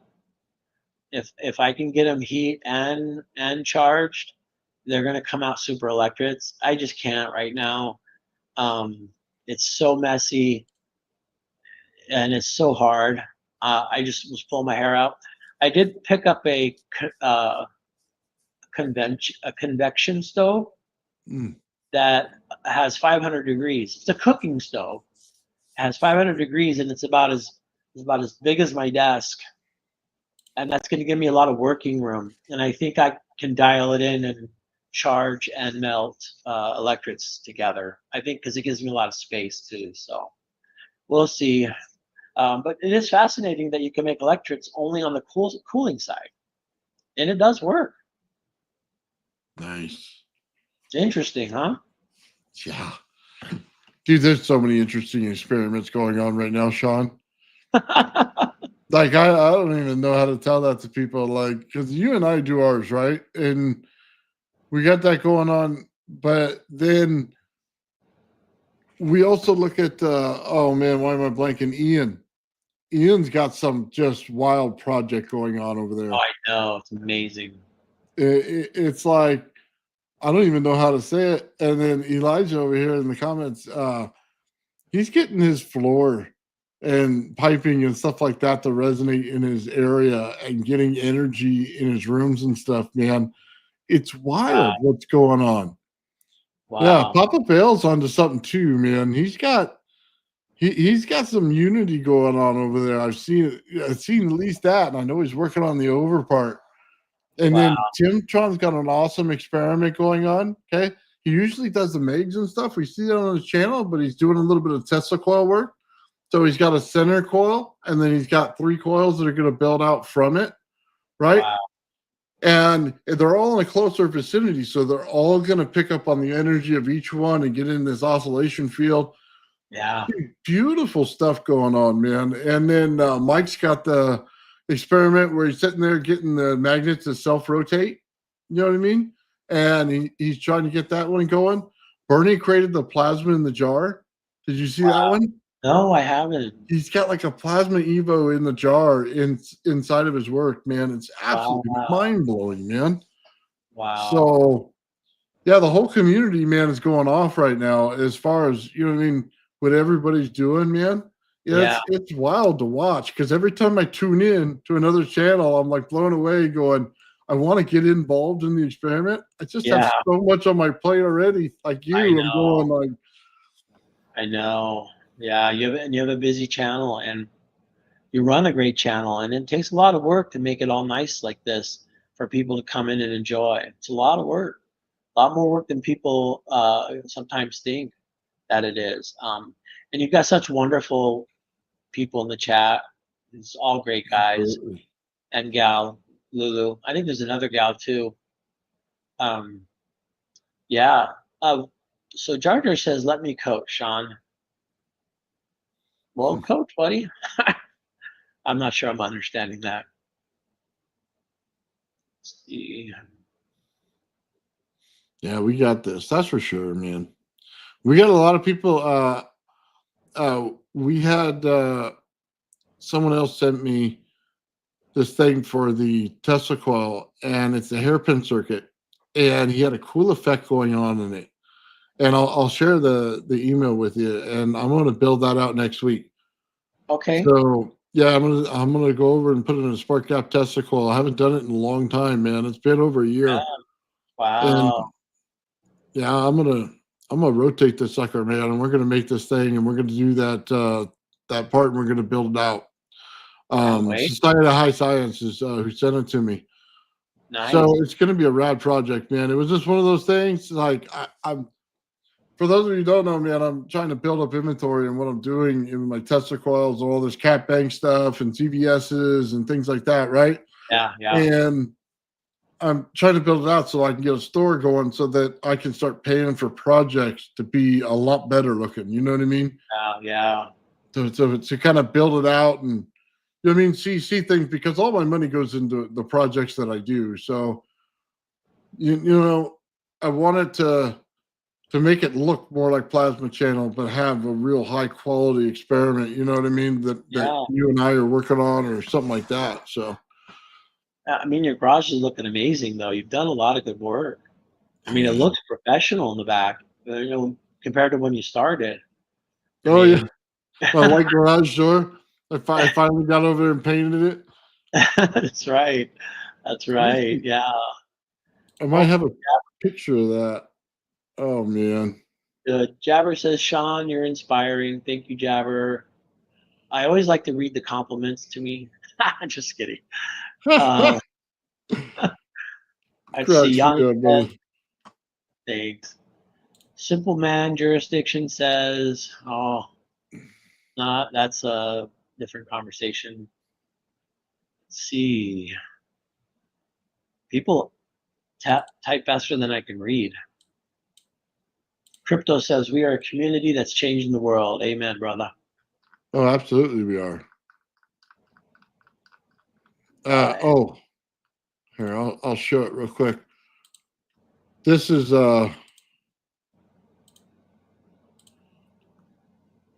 that's my new background right there in my It's garage. incredible. Look, it looks incredible. So clean and Yeah, classy. I painted out the table and everything. I know you can't see it right there, but it makes such a good shot when I do the images and stuff now. Hmm. And then yeah, when I start presenting and stuff, it looks way better. So It's yeah, we're working contrast. on it. It's Yeah. contrast. Everything will stand out and it won't be confusing. That color is perfect for that. Ah, nice work. Right on, man. Thank you. Oh man. I asked my wife to help me in my garage. She's the muscles behind this operation. Oh, thanks. Jar Jar said he meant I was a boss. Thank you, buddy. Yeah, Thank you. I know you wanted to get on tonight and stuff, but it's been such a long time, man, since we had you on. I wanted to let you kind of, you know what I mean, go Oh, through everything and just kind of cruise.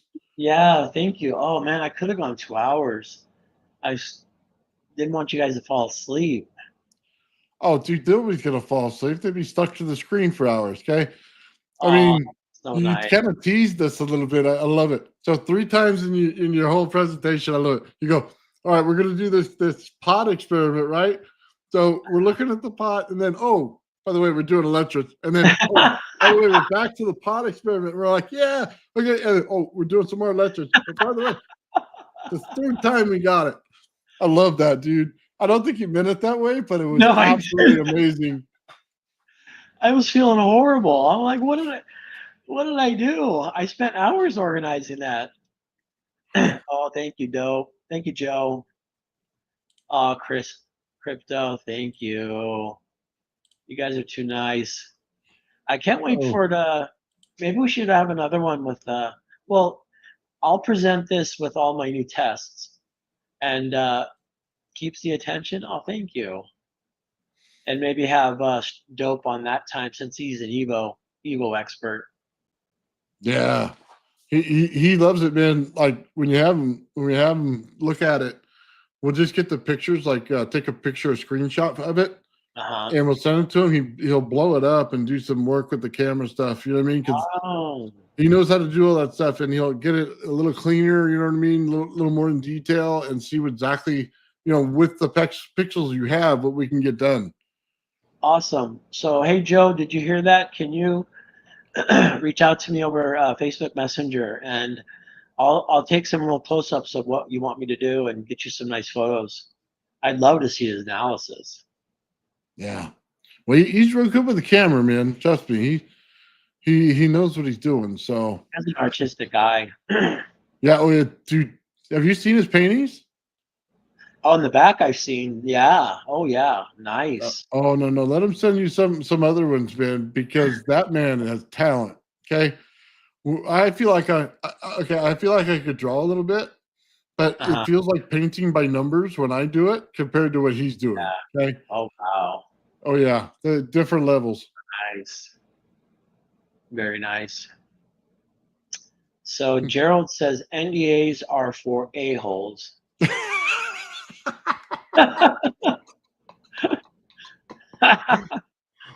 Oh, it's Gerald.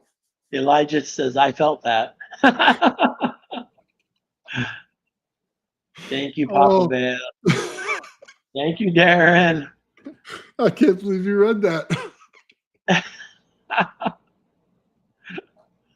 Why not? Oh man, I love it. Timtron. Crypto wants Timtron on. Timtron's awesome, brother. Oh, he is. Dude, that guy's on another level. Like, I can't even tell you. Like, he described Mike's experiment before Mike even started it. Oh, wow. Okay, so hold on. So Timtron came on and he's telling us about flywheels, right? Uh-huh. One of the most critical parts in getting a experiment to go to Unity. So he tells you empty out the center of your flywheel, create all the mass on the outside of it so you can get centrifugal force, so that every once in a while, okay, it'll go real smooth and it'll start picking up speed, right? And then it'll slow down and start to shudder a little bit. So you leave the energy into it. And then as it picks up again and goes real smooth, you can pull the energy out, right? Mm. So he's telling you this, and then Mike goes over here and he's doing this experiment where he's just trying to get magnets and see if it'll continuously rotate, right? Do perpetual motion. Right. Well, Tim's advice is 100% perfect in that instance right there, because you had to empty out all the extra garbage out of the center of the wheel, create the mass on the outside, rotate perfectly. It was like the perfect thing. It was like strange how they came, you know what I mean, within like weeks of each other, like within 30 days of each other, something like that. Wow. The community, man, we put it together, man. We all have it. Hey, you're the captain of this ship. You brought us all together. It's awesome. And you're the humble leader. That's what we need. You're not the pompous guy who talks about himself all the time. That's me. That's not you, man. I But I'm not. You are very humble. Thank it you, Dope. yeah, Thank you, there's Crypto. no community when the top, you know what I mean, the guy that does everything, or like, you know what I mean, because I'm not the only one that does this. Crypto does a great show as well and has all of us on, and probably gave all of us our start. So let's just, give credit where credit's due. Oh yeah, Crypto's You know what I awesome. mean? All of us get started with him and we branch out from there. So yeah, absolutely. You know what I mean? But Yeah. we all try to present everybody out there in the community so that they can share what they're comfortable in sharing and get it out there so that we can all get our projects up, you know what I mean, up to snuff. Right, So, right. That makes sense. No, you're doing it well. Crypto yeah. says Gerald is the Evo expert. I wonder Gerald's if I, got Gerald's got some wild stuff going on, man. That guy, okay, let me just say this. Gerald will show you one thing on his channel, right? But for every one thing he shows you, there's 100 things behind the scenes, okay, that yeah, he's not showing you. And they're like one event after another that's greater and greater and greater. right. So, yeah, he does some wild stuff, man. You got to watch out for him because at any time he could pull that stuff out and be like, boom, boom, boom, boom, boom, done. See you later. Drop mic drop. I'm out of here. And then he'll tell you, just turn it on. It works. He has a very strong intuition. He's very connected. Oh yeah. He works with materials and it just flows. He has that rare ability. Thank you, Lulu. Yeah. Oh, he's special. He's smart. And he's the kind of smart that makes things work. Woo-wee. Yeah. Right. Getting towards that time, Shawn. Yeah. Maybe a couple more comments and I'll head out. Oh, there you go, Chelsea. Just turn it inside out. That's funny. Joe always cracks me up. By the way, Shawn, I was talking to the group on Monday. We're going to probably do some event coming up where we're going to do some wings and stuff again. And they said take a 44-ounce big gulp Slurpee, okay, and chug it. I think they want our brains to freeze out of our heads. That would hurt so bad. Oh my goodness. Brain freezes are the worst for me. Oh. So we're going to do an event here coming up. Me, Joe, and then I would love to see if Bernie said he's down for it. We'll see if Gerald is, and then we'll get Mike involved in it, and then we're going to have Benny Factor Man. He says he's back ready to do some events. So if he's ready, man, we're going to have him too, dude. And it's just going to be like a big, cool thing. And then we'll give away a cool prize, man. You know what I mean? Nice. We'll figure out some kind of contest for it. Sounds good. Sounds good. Gerald said, yeah, Shawn, NDAs are for. You read that one again? No, I didn't finish it. I think you did. Oh my goodness. Oh, that's hilarious. So Darren says powering his room from the water pipes. So good. That's interesting. Thank you, Gerald. I'm always tickled pink when I get to jump on and babble for an hour. I get so happy. So thank you guys. If worst comes to worst, you could always replay this when you have insomnia. Put you right to sleep. A cure. I was watching a show with my son, and I have that problem. Like, if the show gets boring, I'm literally falling asleep, man. I'm getting too old. Like, we'll be in the middle of a theater, and it's a boring thing, man. I'm snoozing. It's bad. It's my wife. She falls asleep at any boring movie. Puts her right out. My dad watched one of my presentations here, and first thing he said was to me is, "How can you talk for so long?" I said, "I don't know," and then he said, "You know that guy with the beard at the beginning, at the end, he really likes you." I said, "Yeah." I said, "He's my buddy. He's my brother." That's right. So he peeks in.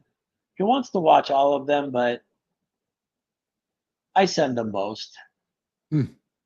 It's not on purpose that I don't remember, but yeah, he loves it. He loves watching his son talk forever. I just love that we're working on stuff that's not done before. That's what excites me. Oh yeah. I feel like science has this a very narrow band they work in now. And I feel like we just get they're fishing at this little pond and we're over in the ocean water skiing, and it just feels that way to me. And I don't want to slam on them. I mean, they're Oh great yeah. people. They accomplish stuff. It's just that there's this wide open door. Oh, dude, we learned all forms of energy here. Eh, by the way, just so you know, I Hmm. absolutely love it when we have Eighth on, and he brings in the best guests with him too.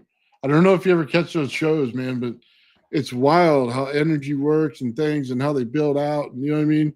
And you know what I mean, the orgon energy, stuff like that. And then we run into it all the time in science. We're just amplifying the energy.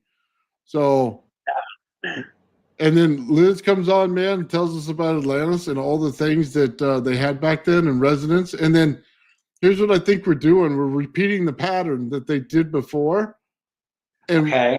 you know what I mean. So every time she gives us insight to something, I'm checking to see which project I've done, which project this group has done, to see where we are in relation to that. And I do the same thing with Eights on, and he has guests on because it's Yeah. tripping me out like big time because we're right in line with what they're saying. We're not Right. out of it by any means. We are right there.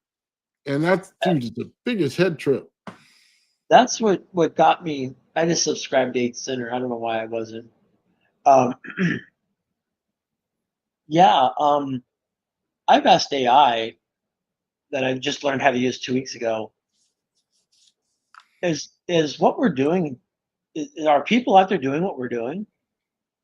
No, no, there just isn't. Sometimes AI will throw me a pie in my face and say, "That's fringe science. There's no evidence." I say, "Okay, okay." I'm teaching them though.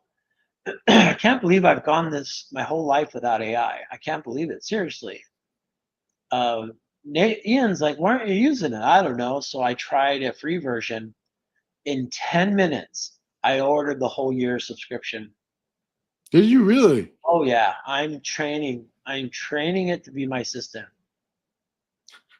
You Uh, sound like a lot of people. Limited State says the same thing. He says that he's doing the same thing, training it to do everything.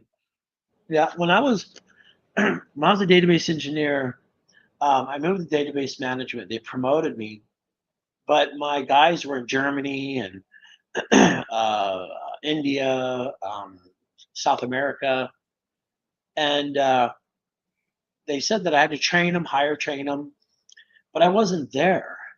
And I wasn't going to be all these weird zones all the time and try to keep them on par. And so what I did is I designed an application, a software application that was me. All they did is log in, and then it would display what you need to do. And if you hit a button, and then it would tell you, okay, this is how Shawn's thinking, and this is what Shawn wants you to do. Hmm. And so it was me. I got another promotion literally the next year because all of our systems are running so well because I had duplicated myself to those other places. And so Nice. when I got into AI, I go, oh my goodness, I get to duplicate myself, but he's wrong. He's a lot smarter. Isn't that cool? Never a lot smarter than you, man. I'm Oh, sorry. you're so nice. I don't know half of what I should know. You're the fringe guys. You know a lot more than you let up, though, because you're humble. Don't tell that to people. Oh, Let crypto them keep now. thinking what they're thinking. They're all right. You know what I mean? Yeah. Once they put their experiments together, they're gonna put their hands in their face in shame. You know what I mean? Don't you dare tell them I know a lot more than what I. Yeah. It Thank you, sounds really Crypto. hilarious. Crypto says he loved our episode. So, yeah, we're a team. Oh man, yeah. The main secret. Don't tell them. They're smarter than we let on. Well, you know what it stems from, and I'll just say this: everybody's on the other side of it, and they're on mathematics and they're how that works and how to build things Yeah. out based on the math and all that, right? Where Yeah. we're doing the experiment. So our mind is on the other side of that. So we're just seeing how things connect, how they interact with each other, and we're explaining the interaction between things and how they're working, right? Yeah. So, and I always said this, and I will continue to say it: the marriage is when you have all of that working, and you get the people who've been in the lab forever that understand something, and then Yeah. the person that can describe it, but they're willing to do it. A lot of people get, a little bit arrogant about this stuff. And that's Yeah. why I have the channel that I do, because we're not arrogant about it. Not at all. And we'll try to answer your question as directly as we can, the best way we can.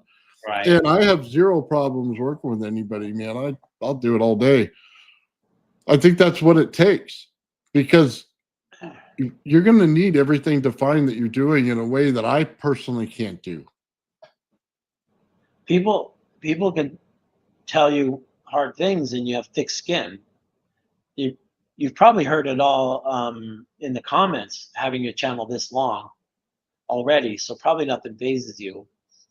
Um, but you've always kept it safe. This is a safe place for you to express your ideas. Anybody picks on you and they get the foot where the sun don't shine, and it's awesome and it feels good. It's why I'm so encouraged, because I fumble my words. I can't complete my sentences. I'm a hyper spaz. I can't even stop moving in the screen. And yet it's fun. We're all having fun. It's awesome. And you have so many different flavors of people. I just don't think you've had a normal person yet. What Oh, does a that's so normal funny. person look like? Maybe our Well, I wives. mean, look, I've always said I'll promote whatever you need to be promoted. You know what I mean?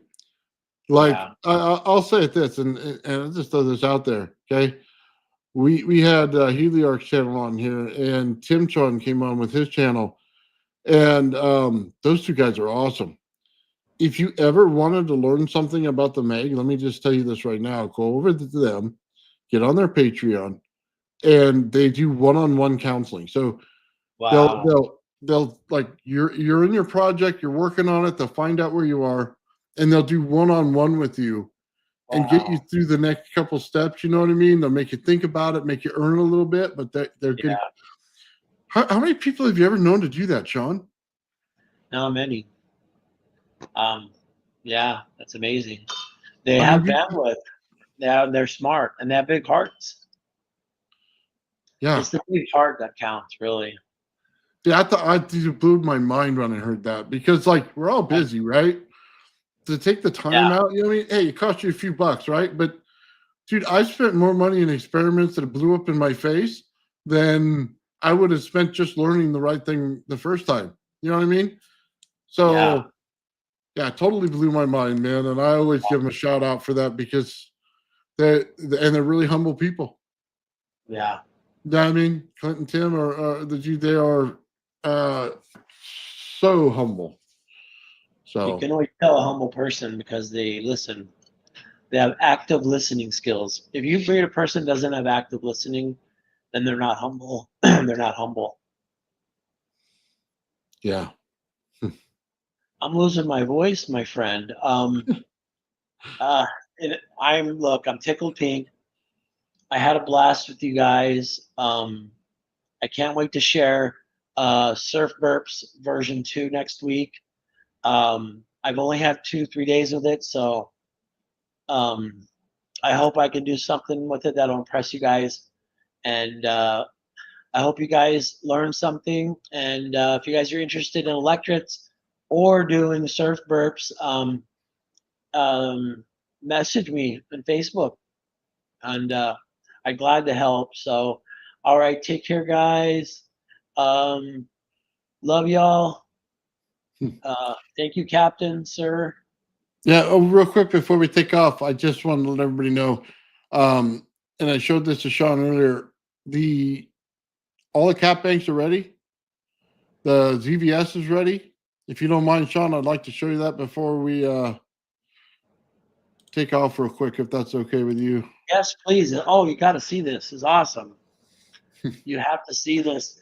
I mean, he's master craftsman. Love you too, Crypto. Yanni, love you. Oh, Ian. Yeah, Thank you, you. bro. Oh, look at that. I I've not, I mean, this is amazing. You've taken care of the cooling, you have streamlined it, you give them a variable capacitor, which means you can pretty much hook up any high voltage coil, Tesla coil, and you can be a plasma genius with this thing. I'm telling you, I love it. I love it. I've never seen anything like it, to be honest. Yeah, Incredible.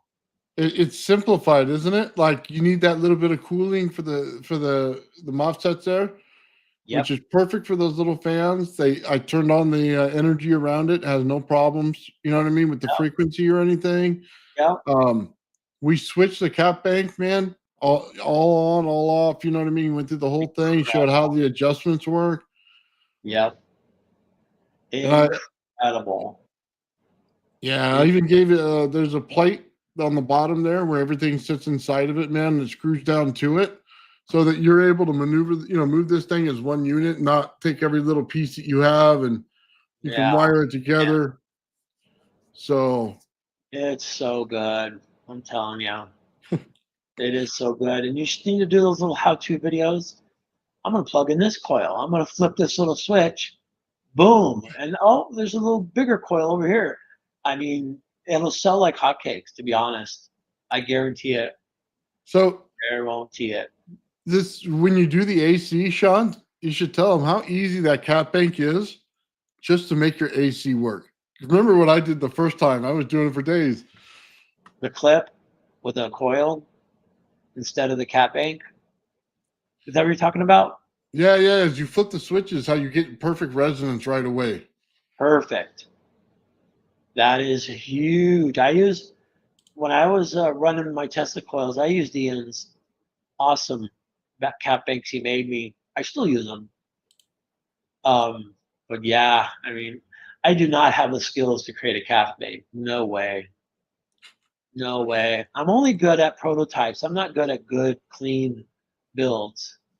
I'm just Oh, not.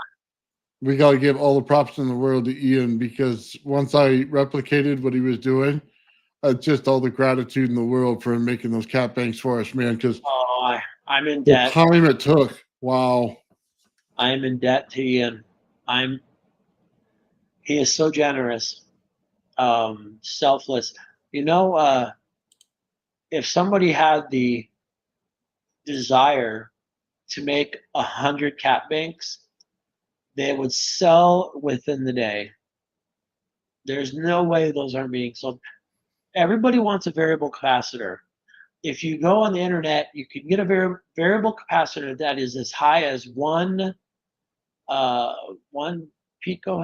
Wait, one micro, 1 nanohenry. That's what you get. A 1 nanohenry adjustable resistor or a capacitor. Ian creates Master Evos here. Dude, it's a Master Evo design. Yeah, I wanted to shout out Master Evo here because he's a Oh, I creator. see. Oh, he's a creator. Well, shout out to Master Evo. He is really good at what he does. I didn't know he was in. Yeah, he's a smart guy. Yeah. Oh, absolutely. Man. Wow. Yeah. I just want to let everybody know, man, that the capacitor bank is $100. And then I sell the ZVS with all the, everything around it for $100 as well. So, you know what I mean? It's $200 to pick up the unit. If you go to Etsy, it's a little higher because of the fee that they charge. You know what I mean? I think it was like 210 or something like that. But it's in the description of the video here. You can go in there and purchase either one of them on Etsy.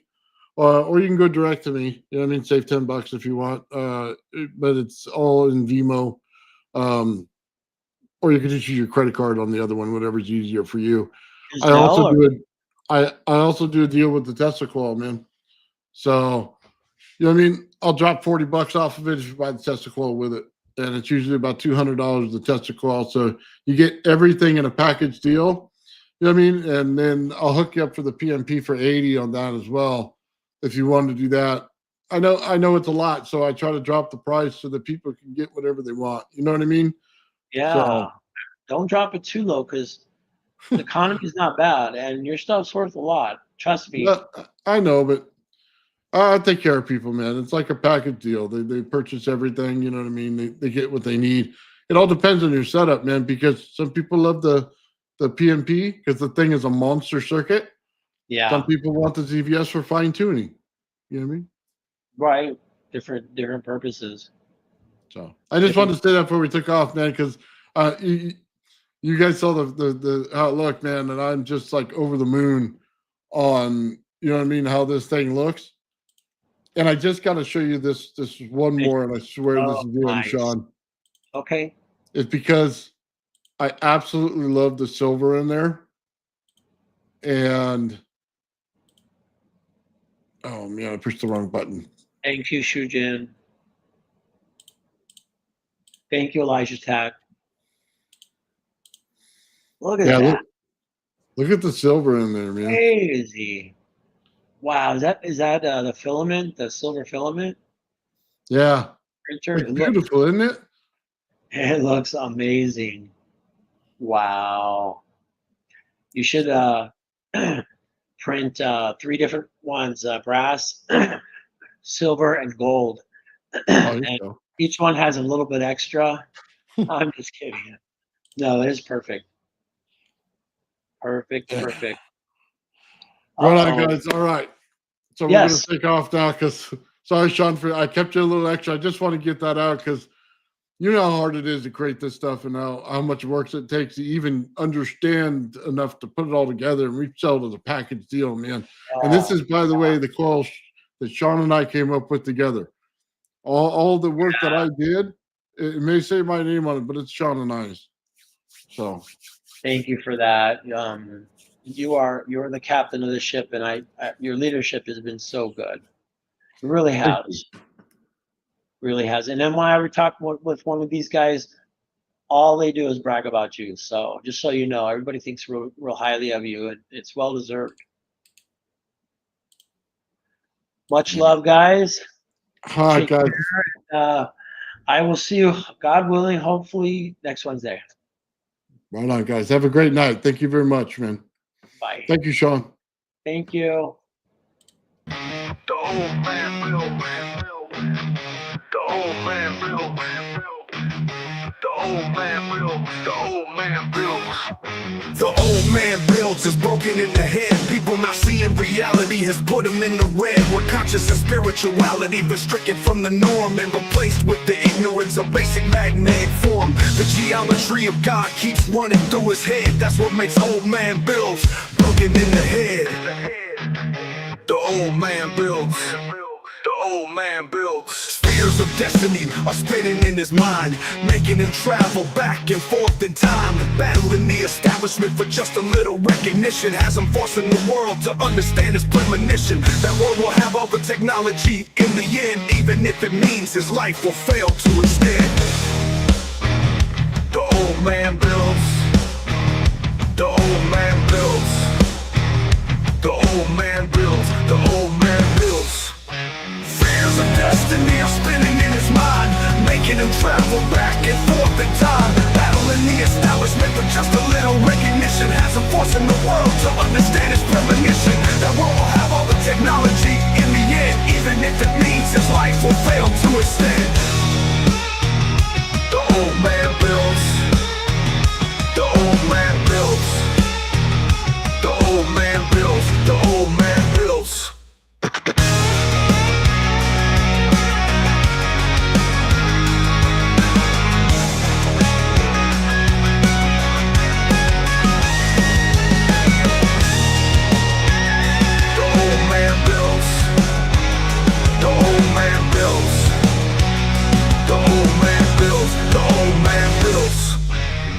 Fears of destiny are spinning in his mind, making him travel back and forth in time.